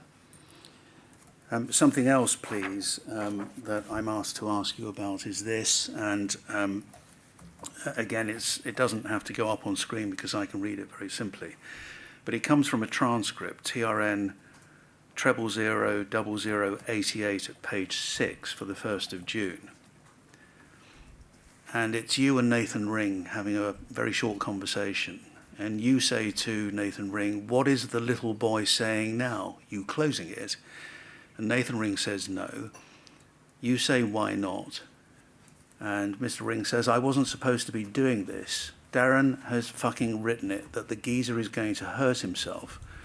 Don't fucking write it in the document." And he laughs. And you say, "Why are you writing it in then?" And he says, "Because I've got something is missed, probably to do, the fucking review, because he said that." And you say, "Oh." And the question that arises on behalf of Nathan Ring, which I'm asked to put to you, is when asking what's the little boy saying now, were you attempting to elicit the most negative response possible? No, sir. That certainly wouldn't have been necessary. I mean, Nathan Ring had already called a detainee a prick, a penis. Nathan Ring chose to refer to detainees in disparaging terms to me. It wasn't something I needed to elicit out of him, and that's not something I would have done anyway, because that wasn't how I operated as an undercover. It wasn't I wasn't permitted to do so, nor would I have wanted to. I'm not sure who we're referring to here. I don't know if I'm referring to the boy on B Wing who was believed to be 14 years of age. I'm not. I don't know. It's not clear. All right. But eliciting a negative response out of Nathan, he had already shown some pretty despicable behaviour. So it just can't be argued that there was any incentive Last for question. me to do that. Last question. If that hadn't been your intention, as it were, to encourage Nathan to say something he might otherwise not say, what was your intention in using the words "that little boy"? Well, as I say, I'm not quite sure who we're talking about. If we're talking about the 14-year-old or the person who is believed to be 14 years of age, or at least under the age of 18, then that would be an accurate way of describing someone as a little boy. But to be honest, without reviewing the footage, it's hard to tell. All right. Well, it's open to you to do that, Mr. Tully, after you leave us. And if you think it is about the 14-year-old or the boy, the person believed to be 14, again, let us know. Chair, that's all I... Oh, just a moment.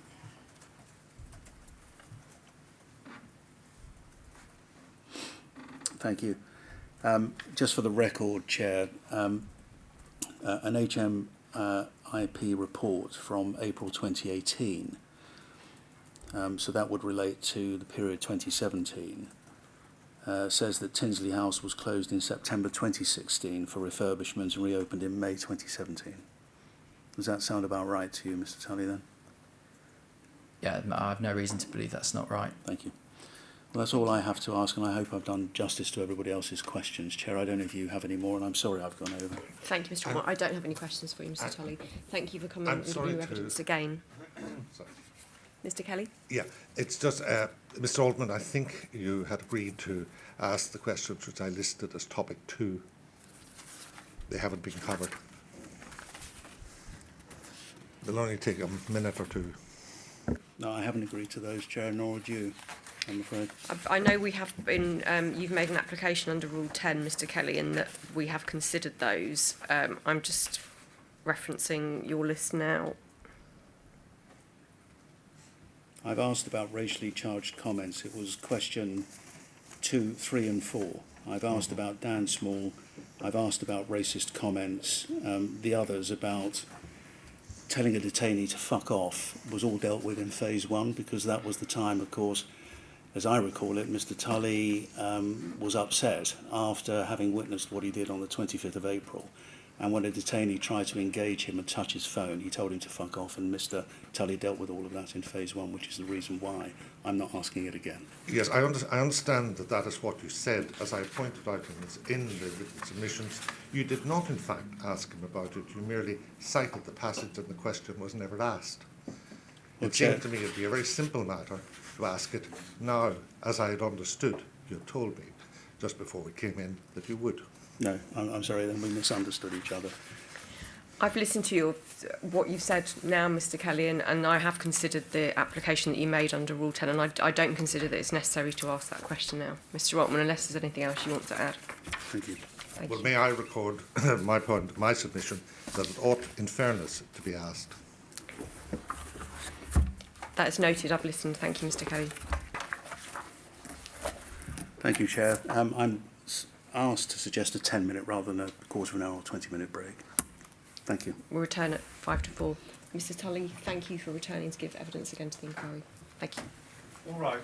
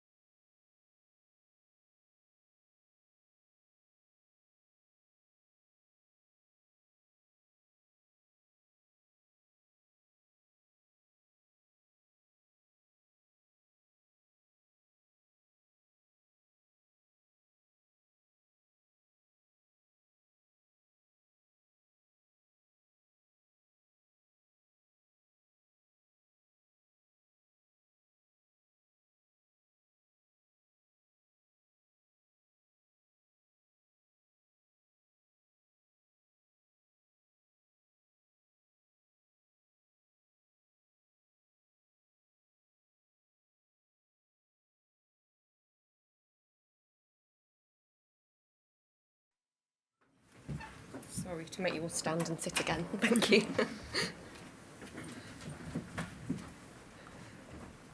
Thank you. Thank you. We have Mr. Stokes can be affirmed. Hello, Mr. Stokes. Can you see and hear me clearly now? Yes, good morning. Hello. Can you repeat after me, please? I'm going to take you through the affirmation. I do solemnly, I do solemnly, sincerely and truly sincerely and truly declare and affirm declare and affirm that the evidence I shall give that the evidence I shall give shall be the truth, shall be the truth, the whole truth, the whole truth, and nothing but the truth. and nothing but the truth. Thank you very much.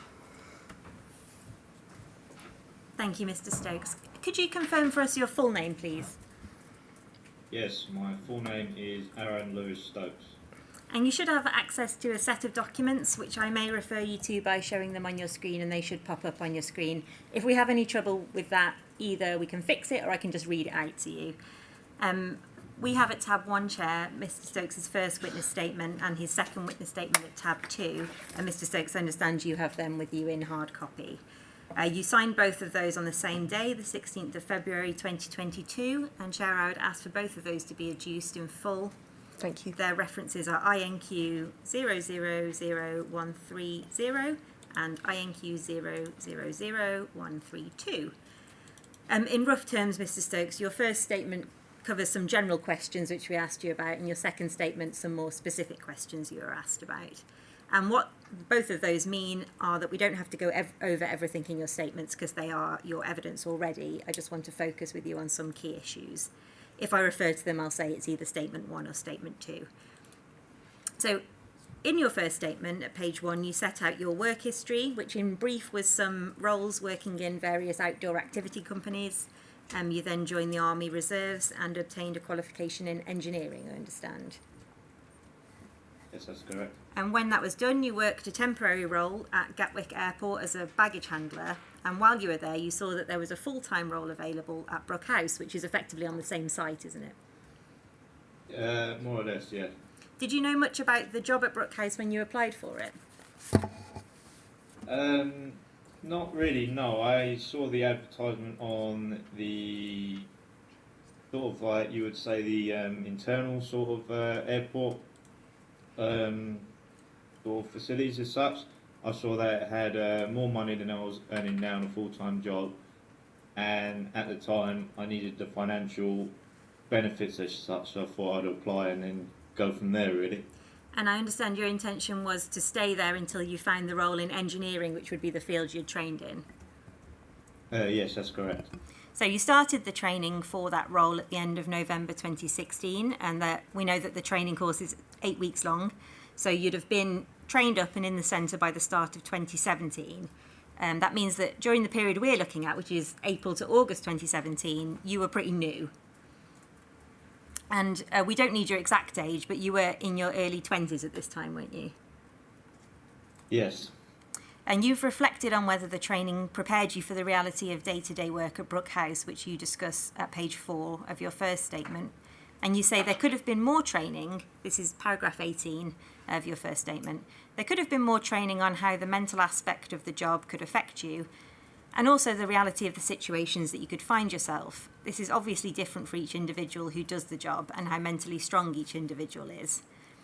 What sort of situations might affect you most? Were you thinking about the type of detainees or the sort of stuff you had to do within the job? More of the sort of stuff that the job implies, such as dealing on a day-to-day basis with detainees, as well as difficult situations like first aid situations, for example, conflicting situations as such of that require use of force, and just the general day-to-day work stresses that you would get from working shift work as well, really, because it was fairly, if I remember, it was fairly long shifts, about 12 hours long. Mm-hmm. Then again, that would add to its own stresses. Yeah. So as we've said, you completed your training, worked in the centre from the start of 2017, and you handed in your notice on the 14th of August 2017.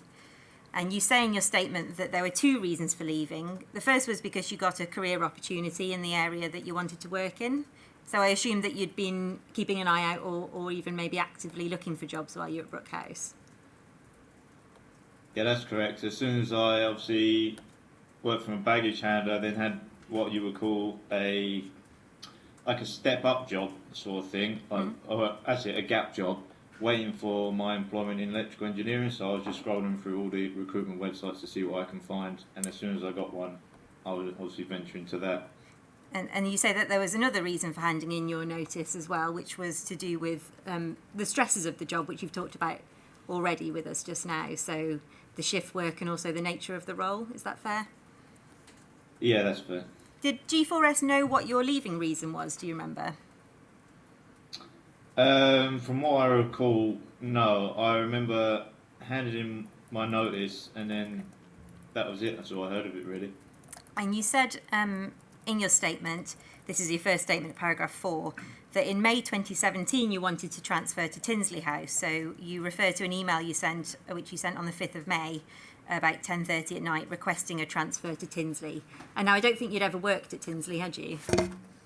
No, at the time, I don't think the centre was up and running at that current period of time. That's right. I think it had been closed for refurbishment. What did you know about Tinsley that made you request the transfer there? From what it was more for what I heard from peers, really. Apparently, it was a more, I would say, relaxed environment. They put it out as, and it was less dealing with. I don't know the correct term of it. Forgive me. It's working with the detainees who come from prison and then were sent back again. Sure. There was more of a relaxed environment at Tinsley House that would obviously make the work in life a bit less stressful. Did you tell the staff at Brook House anything about your reasons for wanting a transfer, or did you just ask for a transfer, if you remember? I asked for a transfer from, I think it was a senior manager at the time, Stephen Skit, I believe his name was, out of memory. Yeah. I requested him I went to him saying that I couldn't really handle the stresses anymore, and I needed a new environment to see if I could take me away from my current situation and see if that would benefit me at all in the long run. Yep. But then after that, yeah, I didn't really hear much back, to be honest with you. So you never heard back about your request to transfer to Tinsley? It took a while, and I got a request back saying that it was denied, basically. In short. About 3 months later, you took the decision to leave anyway, so you got the job offer and you left completely. Did you tell anyone about the reasons for leaving being related to you not getting the transfer to Tinsley, or not? No, to be honest with you, I tried to go through the official channels as I did to get some help, and then after failing that, I took it on my own best interest is just to resign and then move on, really. And what sort of help, other than the transfer to Tinsley, were you hoping or expecting to have? I would say more support from management, really. They could see me, I came to them when struggling. I was hoping they could provide more. As in such, they did recommend me to a healthcare professional, yeah, which is okay, but I needed help at that point in time. And from my belief, I believe they failed in that completely. And was it just, I know you can't be completely sure, but you think it might have been Mr. Skit you spoke to. Do you remember anyone else you spoke to seeking this sort of help? Yeah, I think it was this. I vaguely remember having an interview with Ben Saunders, which I believe was the overall manager He's of the house itself. He's the centre director, yeah. Yeah, that sounds about right. Okay. Yeah, I had an interview with him. We talked through it, and then basically, other than being referred to healthcare, nothing more came of it. So that was the end of it. When approximately was this? Was it after the decision was it after your request to go to Tinsley, but before you gave in your notice? From what I recall, yes. I can't plan exact dates, but I am sure it was after I spoke to Mr. Skit that then I went on to speak to the head of Brook House, basically. And did he offer anything by way of assistance other than, as you say, the referral to mental health care? Did he offer, for example, for you to be moved to the same role but a different place within the centre? Do you remember any practical help? From what I recall, nothing really changed, to be honest with you, other than referral to mental health care, which sort of, to me at the time, felt like a lack of interest, really, that they wanted me to be someone else's problem. That's how I felt at the time. And were you offered any time off, for example? From what I recall, no time off whatsoever. So on a day-to-day basis, even after you spoke to Mr. Saunders, your role was unchanged? Yes, from what I recall, yes, it was unchanged. I want to ask you quickly about staffing levels then, which you discussed in your first statement, a number of paragraphs, 8, 46 to 47, 54 and 85. But I think in general you say that Brook House was understaffed. Yes, that's basically the main point of it. It was understaffed, yes. And you were asked to comment in particular in your second statement about a transcript, which we have, I won't bring it up on the screen, but it's TRN 00023, just for the note, which is footage of you conducting a head count without a list of detainees, and you're looking into the room windows instead to count them. You discuss this at page 3 of your second statement. And you say that you were concerned during this head count that detainees appeared to be missing, and you don't know if it was reported. But you suggest, I think, in your statement that staffing shortages impacted the ability to do a head count? Yes, which paragraph were you Paragraph suggesting again 8, on page 3 of your 8. second statement, paragraph 8.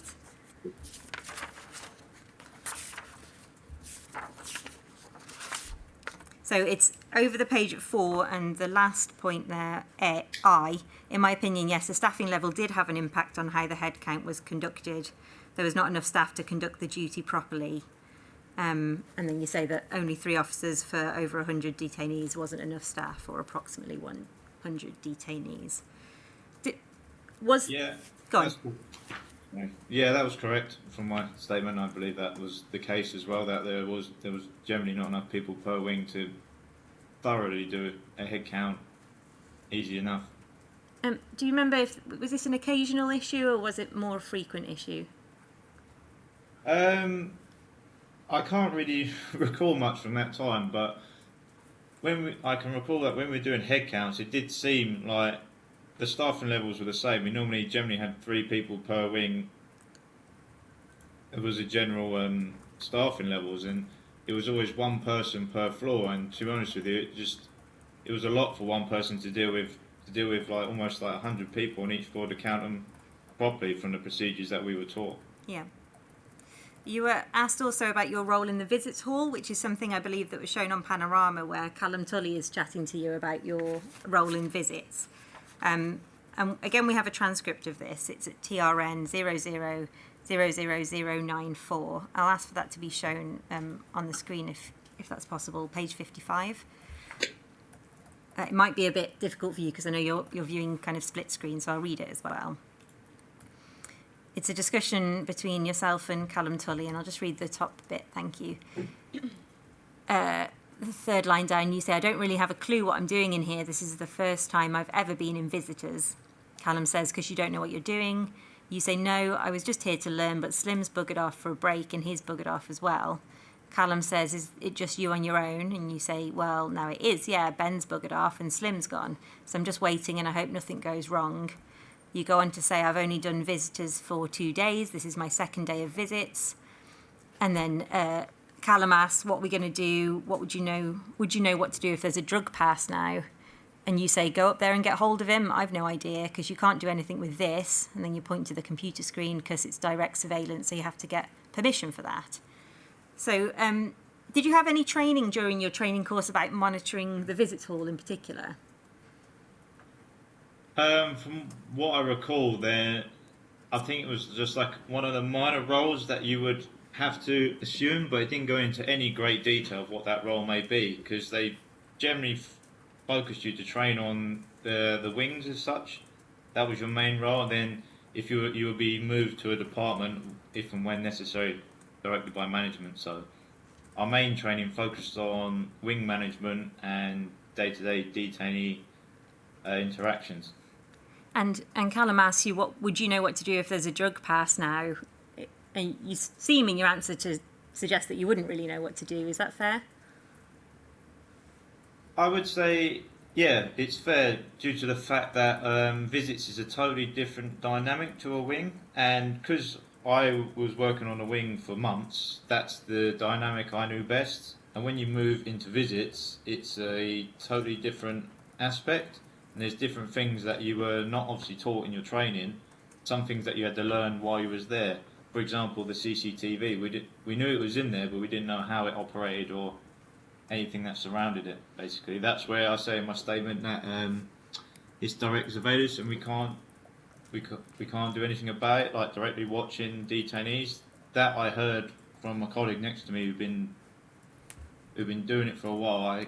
I cannot recall his name, and basically that's where I learned that information off, really. So I went off the information given to me by the DCOs there, and only a small bit from the training, which was, to be honest, in my opinion, useless. Why was the training useless? Because it only gathered on the aspect of that you have to search the detainees before they go into the visits hall, which was one of our daily duties on a wing. If we suspected there was anything going on, we could search that. That was in our right to do so. But other than that, there was nothing really provided of how visits works, such as when I got in there, I then learned that the detainees go through a process of being searched. They then get moved into a waiting room. In a waiting room, they'll be proceeded into their different rooms. For example, the visits hall, or private rooms to be with solicitors or courts. And such as. So this sounds like an example of you learning on the job, maybe from a colleague, rather than being kind of officially taught something. Did that happen in other aspects of your role as well? From what I recall, I didn't really have many other aspects in the job, really. I went from the wings, and then the wings to visits, and then the only other role that I briefly assumed before I left was activities. Now that was a wide variety of either staff in the library, the IT rooms, or the gym, for example. And again, that was the same aspect of you learn on the job from different people who had different experiences in that sort of role. Okay, thank you, Mr. Stokes. And I want to ask you about two specific discussions which regard a detainee we're calling D1527, and they both happened on the 4th of May 2017. Can we have the transcript for the first one? It's TRN 0000102, and I want the bottom third of the page on the screen, please. This is a discussion where you're in the courtyard with Ryan Bromley, who's smoking a cigarette on the video, Calvin Sanders, Callum Tully, and two other men. And you're talking about a few detainees, including 1527. You can see, or you might be able to see, that your name's on the screen there, so we know you're there about 2/3 of the way down. Ryan says, I don't know, I can't see it. They're talking about 1527 because his name is there. Halfway through, it's redacted. Ryan says, I don't know, I can't see it. You know, he didn't do nothing, did he? He just guided hold. You say he guided hold him. Callum asks if it was only guided holds. You say bent him up, teach him a lesson. Can you help us with the phrase bent him up? Is that something you've heard before? Yeah, I have. Around the establishment, it was a phrase used by officers just to say about using the use of force. It was just a quick acronym, as I remember, or something similar of that they used to go around in day-to-day life. Sort of like a type of slang used between officers, really. And it meant use of force? Yes, that was the main crux of it, yeah. And do you know what you meant by teach him a lesson? I don't really recall the situation, so I can't really say whether this has any truth or not, really. So I can only, in my belief, assume that I was just venting at the time, just de-stressing from the job and talking amongst colleagues. So if we go to a comment that's made at the bottom, not by you, but by Calvin Sanders, he says, fucking what was it? When I was on ACDT and E-Wing, been trying to fucking get his hands round his throat, and then he mimics gripping his hands round his throat. Sort of do that. He shows pressing both index fingers against either side of his neck. Bang his head like that, so that when his put his finger trying to drive it into his throat, and then he shows putting his right forefinger to the right side of his neck. He says, I went and got his finger and got his thumb, bent it back. Mate, stop it, do that. So Calvin Sanders is telling some sort of a story here. And then what is shown on the footage is that most of you go inside, and again, the same sort of story is told, although to a separate group of people, by Calvin Sanders. So if we can have the transcript for that one, please. TRN 0000096, and it's page 2.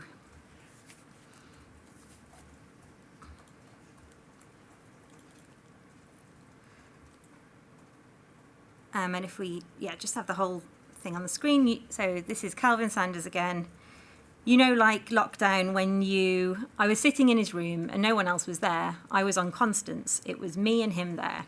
He was being a right prick. He was trying to do that to his neck. Again, pressing his index finger into the side of his neck. So after, when he did that, I just fucking went like that, and squeezes his other hand around the index finger, pressed into the side of his neck. Callum says, what is the best way to deal with someone like that? And you say, turn away and hopefully he's swinging, probably. Calvin says, do you know what? What I'd do is if he's fucking banging his head on the base of the bed, as he's bent down, put my hand down and went, and then he gestures his head down. Boom. Oh, sorry. I said can we pause the live feed, please? Thank you. Unfortunately, I mentioned the name of a detainee as it was shown on the screen. So I'll ask for a restriction order to be made when we go back into live session. Thank you. And can we have that taken off the screen?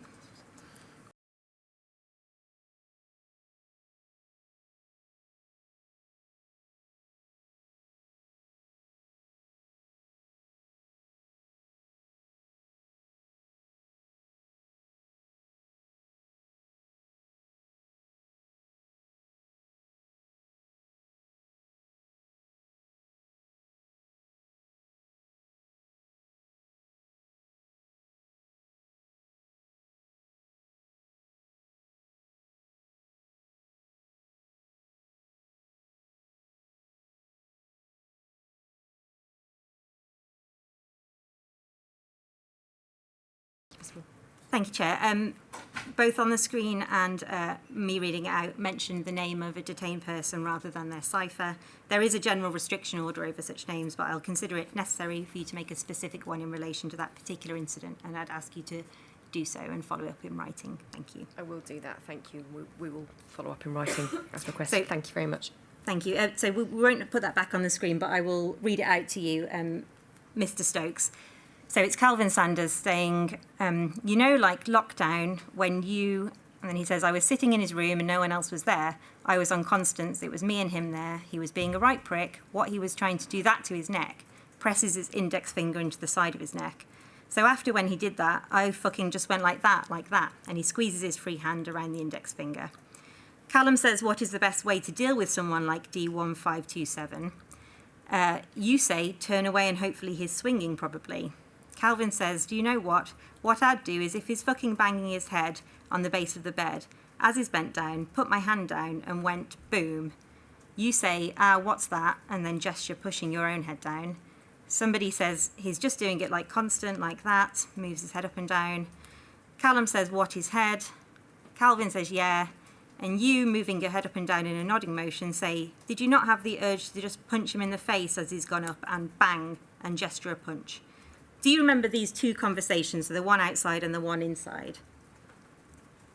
No, I don't recall these conversations at all, really. I've only obviously seen them from the video and as well as the transcript, and then other than my statement, which basically mentions it all, I've got nothing else to add. When Mr. Sanders refers to I was on Constance, does that mean constant supervision as far as you remember? From what I recall, yeah, that sounds accurate. Do you remember why someone would be on constant supervision? From memory, I would say if they were in a vulnerable situation, for example, they're feeling suicidal, or if they've just gone down into E-wing, I think it is. That's where they go. And then sorry to stop watch you there. them to make sure. Sorry.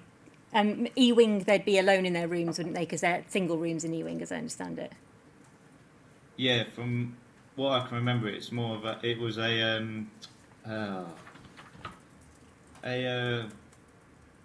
lost the word now. I would say a specialist area for vulnerable individuals, basically. Yep. It was more adapt to suiting their needs as such. Yeah. What Mr. Sanders is describing here, and what he described out in the courtyard, is an assault on a what you call a vulnerable individual who's alone in his room. Is that right? I don't actually recall the situation, so I don't really know, to be honest. Well, you've heard me read out what Mr. Sanders said. I was sitting in his room, no one else was there. It was just me and him. He was trying to do that, so I fucking went like that. And then we'll also watch the video so you can jog your memory. But that's quite a specific story, and if it was true, it would be an assault, wouldn't it? Yeah, from what you've been saying, it would sound like an assault, yes. And it would be something which potentially no one would know about because, as Mr. Sanders says, no one else was there. Yeah, correct. So then, if, like I said, if no one else was there, I can't really say if there's any truth behind it or not. From my statement, for what I said, I took it as that it was just him venting off or showing him off around colleagues. So that's what I took it as. Is that something you guessed? Sorry, go on. But I would recall from what you just said, then yeah, it does sort of sound like it was an assault, but there was no one there to witness it, so I can't comment if it was or not, to be honest with you. If you heard a colleague describe something which sounds like an assault, do you accept that you would have an obligation to report that? I would say yes. As an officer, you would feel like if you reported it, if you thought it was, genuine. But at the time, I took it as just him venting off and paid no attention to it as such. And going on to what's said next, Callum asks you, as I've read out, what's the best way to deal with someone like D1527? And your reply is, turn around and hope he's swinging. Does that mean hopefully he's hung himself? I don't recall the situation, so you have to take it from what the transcript says, really. I can't remember any more. Was your view at the time that the best way to deal with someone like D1527, a man who we know had multiple suicide attempts, to stop watching him and hopefully he'll hang himself? Again, I can't recall the situation, so I can't confirm or deny any of these. Well, you can tell me how you feel about it now. Do you think that the best way to deal with somebody who's problematic in detention but has had multiple suicide attempts is to hope that they hang themselves? From what I'm hearing now, no, that was, and like I said in my statement, that if I did say this, of course, and what I'm hearing now, then it was an unsensitive remark, and that was much of it now. But from hindsight, it's a great aspect, and I would say, yeah, it's the wrong thing to say. But then again, I was under a lot of stress, and I was just trying to vent at the time. As you can see, that's it. So we can't hear the tones of your voices or see Mr. Sanders' gestures in the transcript, and we can't show it on the screen at the moment.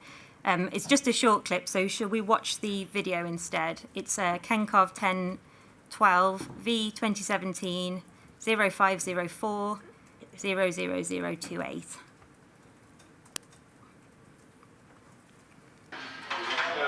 Quite a lot when we do that.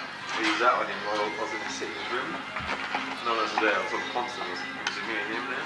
He's been quite a prick, and he's been trying to do that to his neck. So all I've got, he had that, I can just run like that.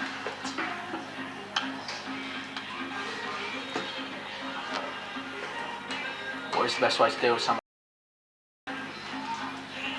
Turn away and hopefully he's swinging. Probably. Sorry, can we pause that? Thank you. Sorry, can I ask we cut the feed, please? Thank you. Unfortunately, we have a unredacted version of the video on the screen there. I would like to show this video, so perhaps we can prepare to show it in closed when we restart the feed, please. Thank you. Thank you. And then I'll ask for the restriction order after we go back into open. Thank you. Thank you.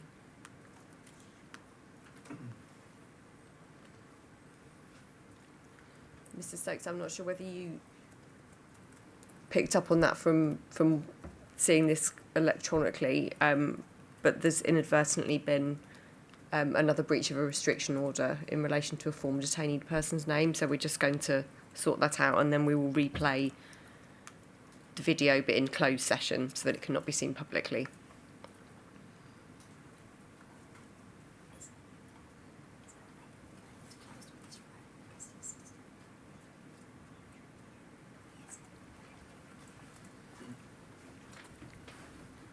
If I could just get confirmation on the internet. Could you wind it back to the start?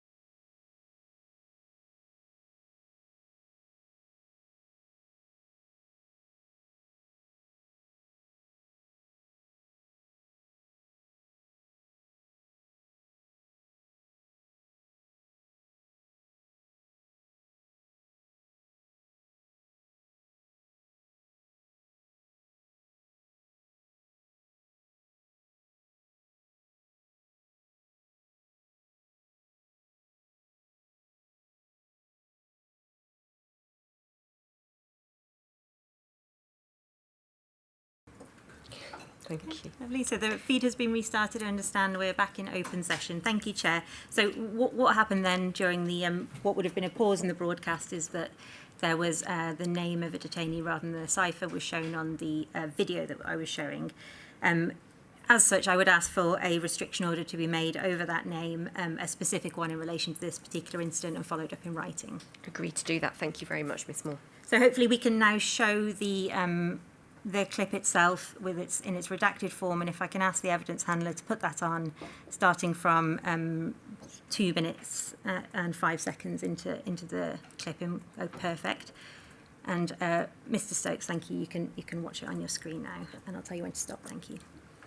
Quite a lot now we do that. We use that on him while I was in the sitting room. No one else was there. I was on the constant. It was me and him there. He's been what a prick. He's been trying to do that to his net. So all of what he had that, I fucking just went like that.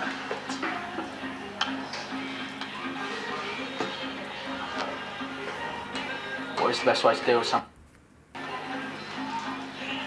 Turn away and hopefully he's swinging, probably. You know what? Can't do it. He's banging his head up on the face of the bed. So I as he's going up, put my hand down. What's that? He's just doing that confidently like that. So that's what I was held it. What is it? You don't have the urge to punch him in his face as he's got a bang. Thank you. Mr. Stokes, this happened on the 4th of May, and as we've already seen and heard from you, the next day you sent an email asking to move to Tinsley House, isn't it? It was the 5th of May that you requested the transfer. I believe that to be correct on my statement. I think it should say what date I given. It's the 5th of May, just after 10:30 in the evening. Mr. Stokes, the BBC contacted you before the Panorama broadcast, and they didn't say that they had footage of this conversation, but they set out your comment about hopefully his swinging and some other allegations about you, and you replied denying that you said it at all. Obviously, you can't deny saying it now there's footage, but I'm going to suggest to you that you did believe at the time that Mr. Sanders had done this, or that he might have done it, and perhaps it upset you, and when he said it, maybe not until you went home and thought about it, you knew that that was wrong. And although you joined in at the time, as we see happening, you also tried to leave Brook House the next day. Is there any truth in that? I wouldn't say there's any direct correlation. I think it would be more truthful to say that you can see from the video that I did seem like I was laughing, but underneath all of that was I think it was just me mentally just breaking and having enough. So then by the next day, that was it. I was at my absolute limit, both for my mental well-being and just everything in general, really. And you are sort of laughing, but also with your head in your hands at one point, as you mentioned. Is that you? Are you being concerned that you think that Mr. Sanders might have done this to a detainee? I don't actually recall the situation other than watching the video back, so Yeah. I can't really say with any truth whether I had any concerns or not, to be honest. Trying to put yourself back into the situation you're in then, going along with things. Do you think you would have reported Mr. Sanders if you had believed it might be true? I would say yes. If I truly believed in that time that there was someone in danger, that I would have stood up and done the right thing and then reported it accordingly. But as I said in my statement, I believed it nothing more than just comments made between officers, just letting off steam during the day, and didn't pay any weight to them at that time. This suggests then that there was nothing unusual about this sort of chat that gave you concern if you thought it was just jokes. Is it because you'd heard this sort of conversation before? I don't really recall hearing any other situations like that, but I can only, in my belief, say that it was just a sense of dark humour in a way that we could sort of deal with what we've been seeing and what we've been dealing with on a day-to-day basis, that sort of vented from our minds what was happening, whether it be insensitive or not. I think that was just the way we found to cope with it, and we didn't mean any weight to the words we were saying. That's my belief from my point of view. You called it dark humour, and it's quite a specific story that Mr. Sanders tells about hurting a detainee. Was it quite common for people not to be worried that people would report them for telling these sorts of stories? I mean, you obviously make a comment about hopefully his swinging. Did you have any concern you'd be reported for that, or did you know you wouldn't be?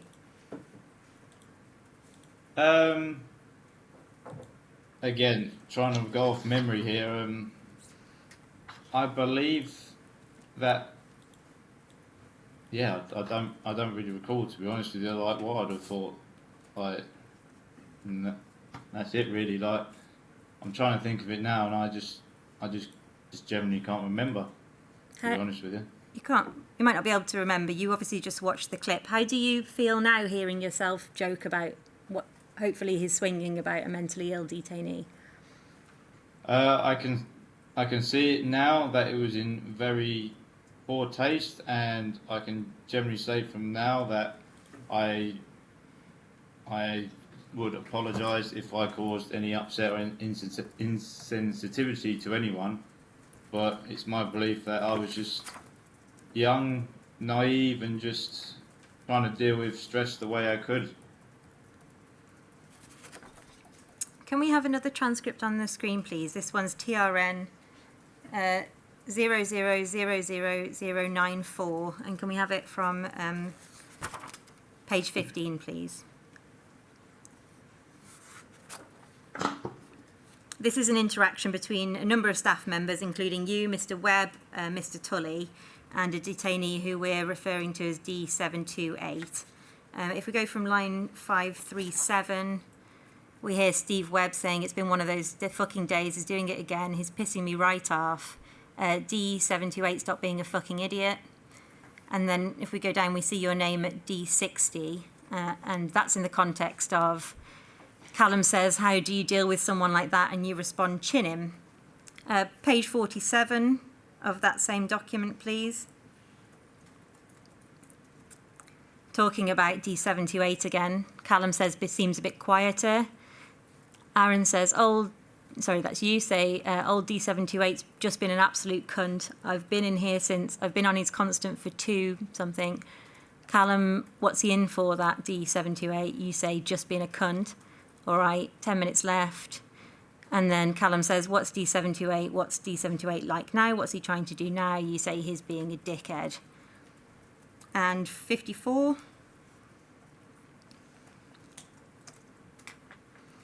Callum Tully, D728 seems to have calmed down a bit. You say, "Oh no, he's a bellend. Can't keep up with him. I'll hang myself. I don't really care. I don't care, just do it. He ain't going to hang himself with his shorts. If I don't get out of here, I'll hang myself." You're not going to get out of here if you try and hang yourself. I was trying to explain that to him, but Callum says it's all empty threats, isn't it? And you say, "No, he's bloody solid though, isn't he? You don't understand nothing." So these are things you're saying to other staff. Chin him when you're asked how to deal with a detainee. Calling a detainee who's on constant observations an absolute cunt and a dickhead. You were the one doing the constants, as you say, on page 47, and you were looking after him, as you helped us with before, specifically because he's a vulnerable person, perhaps at high risk of self-harm. Would you say you were sick of looking after people like this? Which question is that? Does this refer to any questions in my witness statement at all? No, I'm asking you to comment on what you saw on the screen and what I just read out to you. So D728, who was on constant observations, who you referred to as an absolute cunt and a dickhead. And then on the one that's on the screen now, bellend, can't keep up with him. I'll hang myself. I don't really care. I don't care. Just do it. Would you say that you were sick of looking after people on constants? Well, according to the transcript, I don't recall the situation, and then so I can't confirm or deny whether these words of mine are true. So I can't really add anything to that. As well as to the question about being sick of looking after detainees on constant watch. I don't recall that time, so I can't really comment any further. Do you remember having to look after people who were on constant watch at all? I do remember maybe once or twice I had to, but I can't remember who or any specifics. I just remember that I did it maybe once or twice. And if we can go to page 57 of this document, please. This is a conversation you're having with Callum Tully about a detainee who we've referred to as D1914. We've seen some footage of him at a different point in the inquiry. This is July. You've been there for about 6 months and you've already requested to be moved at this point. And you're telling Callum about your colleague who found this detainee after he'd self-harmed by cutting his neck. At 1942, Callum says about a different detainee, D1234, that he was upset about it. And you say, yeah, I mean, it was a bit of a shock to some people, innit? That is why I was asking, you're right, because some people don't talk about it. So I think this refers to don't talk about sort of seeing these distressing things like someone self-harming. Is that fair? Some people, either detainees or people you worked with, didn't want to talk about it afterwards and some people did? I believe it's down to the individual, like seeing something that is really traumatising or shocking, people react to it differently. Sometimes they don't want to talk about it, and sometimes they generally need people to help them out to get it out to talk about it. It all varies depending on person to person, really. Were you ever encouraged, for example, by DCM or by colleagues to talk about it? Was there any process that could help you talk about it afterwards? From what I recall, no. I don't recall anyone coming and asking me if I was okay or any of the relevant topics you just mentioned. At the bottom of this is a large chunk of text. I won't read it, but Callum's discussing seeing quite a horrific act of self-harm, and says at the end, I was struggling with it for quite a long time. When you see it first, it's just not fucking nice, is it? And you say no. And then overleaf, the conversation continues. So if we go to the next page. Callum says, literally, mate. You say, yeah, but after that now, blood doesn't really affect me. Callum says, yeah. You say, it worries you a bit. Callum says, yeah, no, it's all right. I know what you mean. You say, yeah, once you see your first one, it fucking sits heavy, doesn't it? Callum says, yeah. You say, but it's better talking about. I tell you, it's not nice sitting there and fucking seeing that over and over.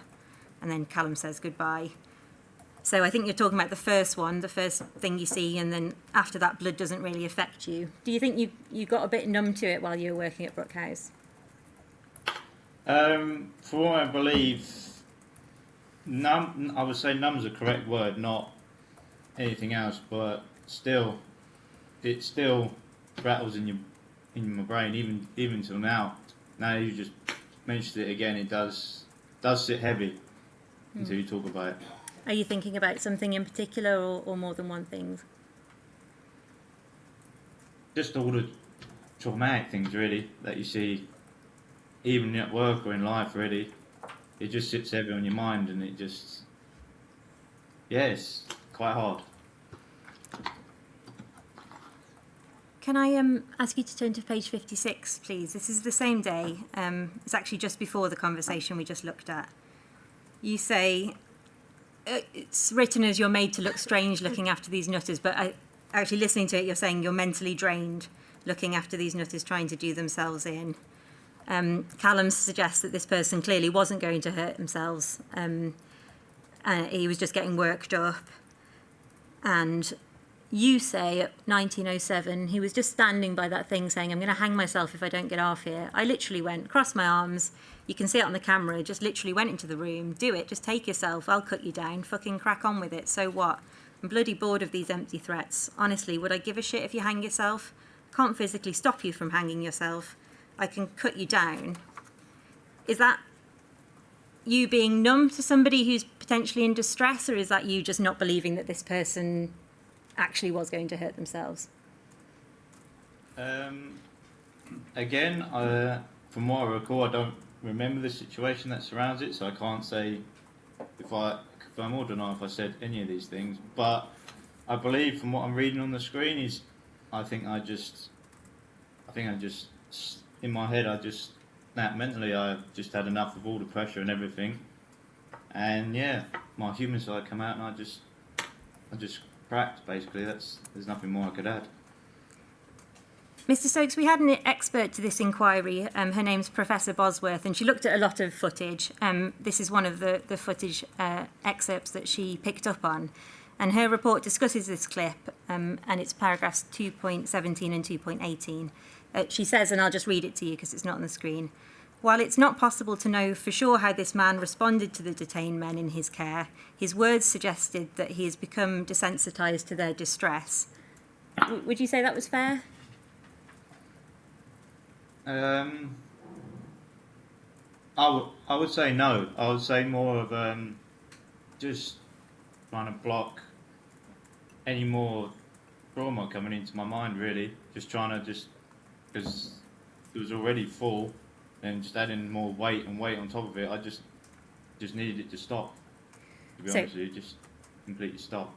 Obviously, you did eventually leave, which would have got rid of the trauma. But before then, would you say that you made it stop by just, assuming that people aren't going to really hurt themselves and dismissing what they say were their concerns?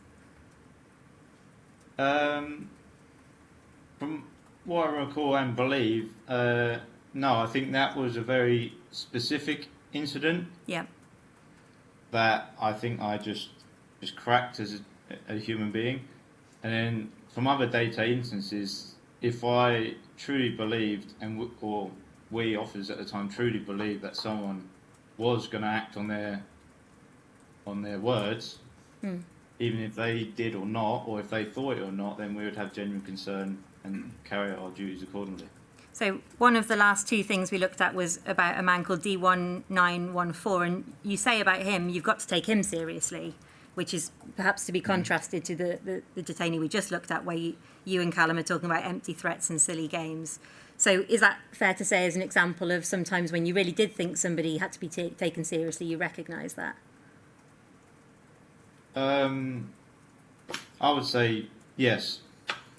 Do you have any sort of training or knowledge to know how to distinguish between somebody who says they're going to hurt themselves and actually are, and somebody who's saying it, but doesn't have any real intent or any real risk?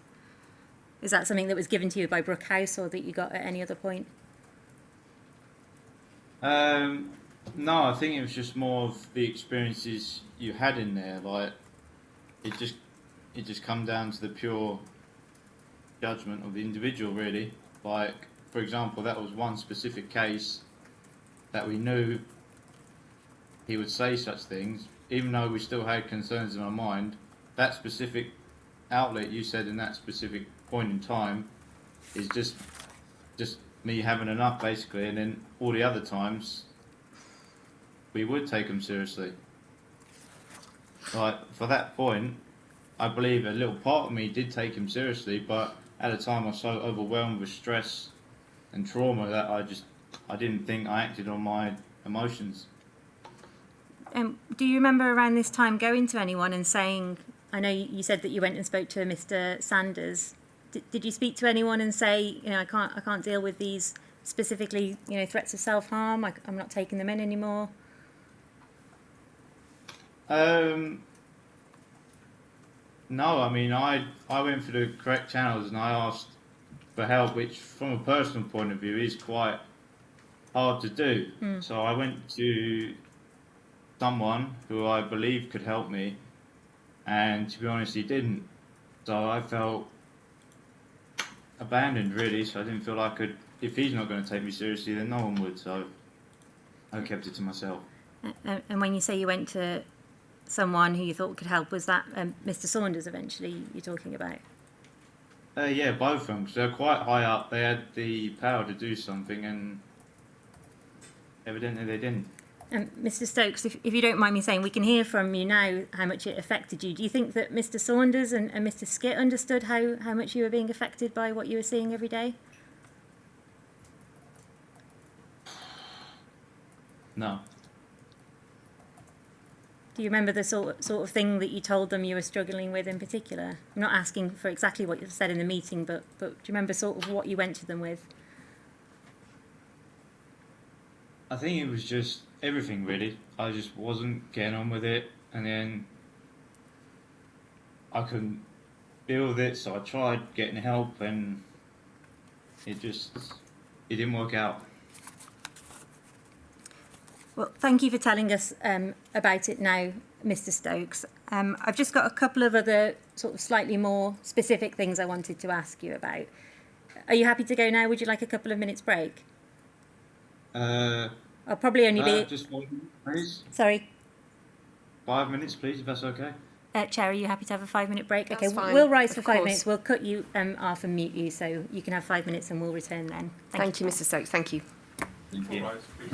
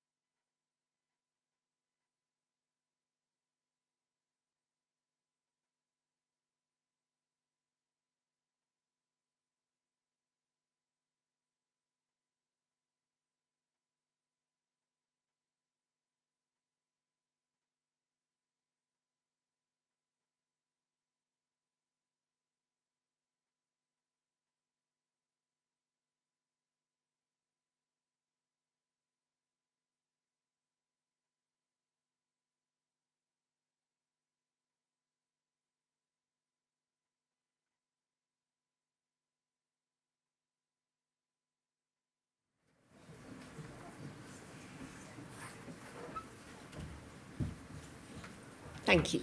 Thank you, Mr. Stokes. Thank you, Mr. Stokes. Can you see and hear us again still? All good. Lovely. I just have a few more questions, so only a few more minutes. I want to ask about a use of force incident on the 30th of June 2017 involving D87. So this is in your second statement. Starts right at the bottom of page 7, at paragraph 18. And you were asked about your involvement in the restraint of this gentleman, D87, and you've given your account from 18 to 23. You also, I think, reviewed the footage, and you note that D87 was a particularly sort of large and strong individual. Mr. Collier, who's the inquiry's use of force expert, has reviewed this event as well, and he says that the techniques used were reasonable, but they weren't correctly applied due to the struggle and resistance that were shown by D87. And he said that control was therefore not gained, and that while D87 was on the floor, staff appeared unsure of what to do. I just want to ask you, do you remember either in this event or in generally of use of force ever feeling like you were unsure of what to do? I think you do get provided training, but I think once it comes down to it, that you do have a technique in your head what to do, but then there's that brief seconds of where you just I can't really explain it in words really. It's just a moment of like pause. So that's how I can best describe that really, of just being overwhelmed by the situation you're in really. So you might not always remember the technicalities of your training. Yeah, it just comes down to a sort of just like a primal instinct really. Like you try and remember how to hold someone like that, but like I said in this example, when they start obviously, I don't know, resisting as such for lack of a better word, it starts, all your training can just go out the window, and then you go down to just, like I said, there's just a moment of pause that you don't think, you sort of act as such. Yeah. Was that something that happened just with this, on this incident, or did that happen in other occasions where detainees were, reacting or, as you say, resisting? I can only go by obviously this one, because this is the only one I can recall from your statement. So I can only say on this one for sure that it was just pure pause and then instinct after everything that was going on. You sort of get caught up in the situation that you're obviously surrounded by. Yep. Can I ask you to turn the page then just to page 8 of your statement if you're not on there already? At paragraph 23, you say that you went to apologise to D87 about the incident, and you say you had a good rapport with him, but you believe he misinterpreted why we were apologising. I had stated that I didn't want to have to restrain him, but it was part of my duties to be part of the CNR team. And in his witness statement to the inquiry, Mr. Sayers was also asked about this, and he said he also went to apologise. Do you remember that it was you and Mr. Sayers who went together to apologise?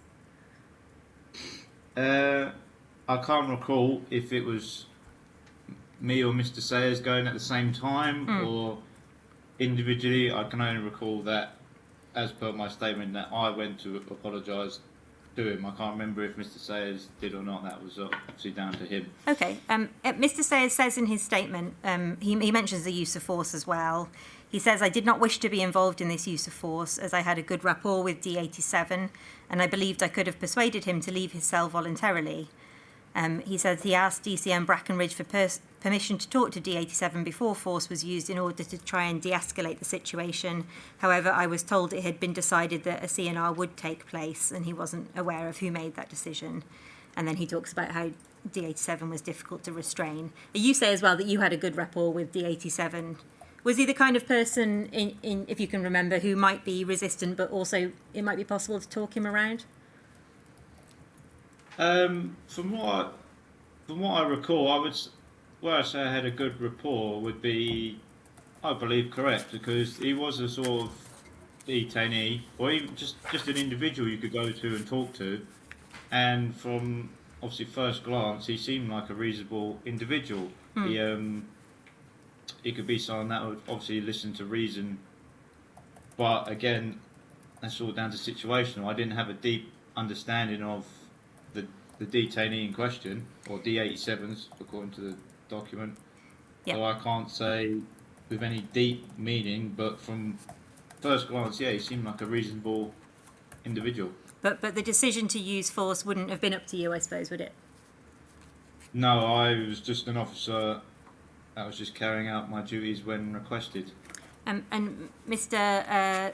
Sayers says in his statement, I confirm I did subsequently apologise to D87 for the control and restraint and tell him that I was threatened with disciplinary action if I refused to be involved, which was true.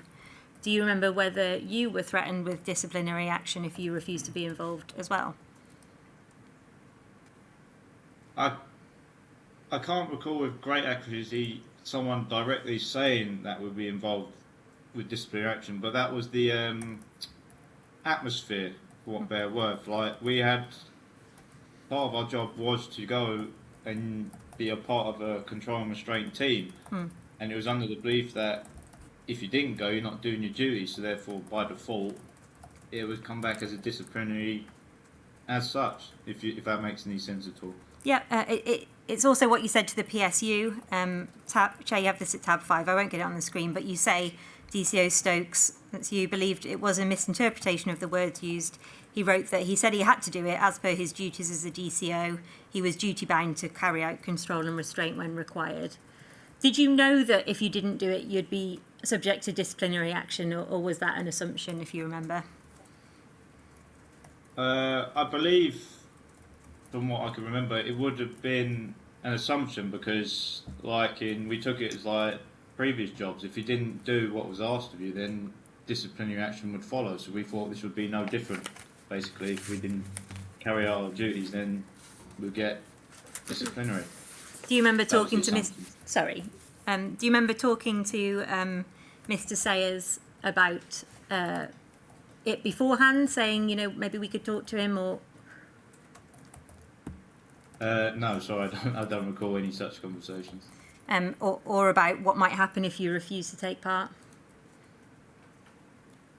No, I don't remember. Okay, that was all I had to ask you about that. You then handed in your notice on the 14th of August, as I said, before Panorama was broadcast. Had you already had your last day when it was shown on TV?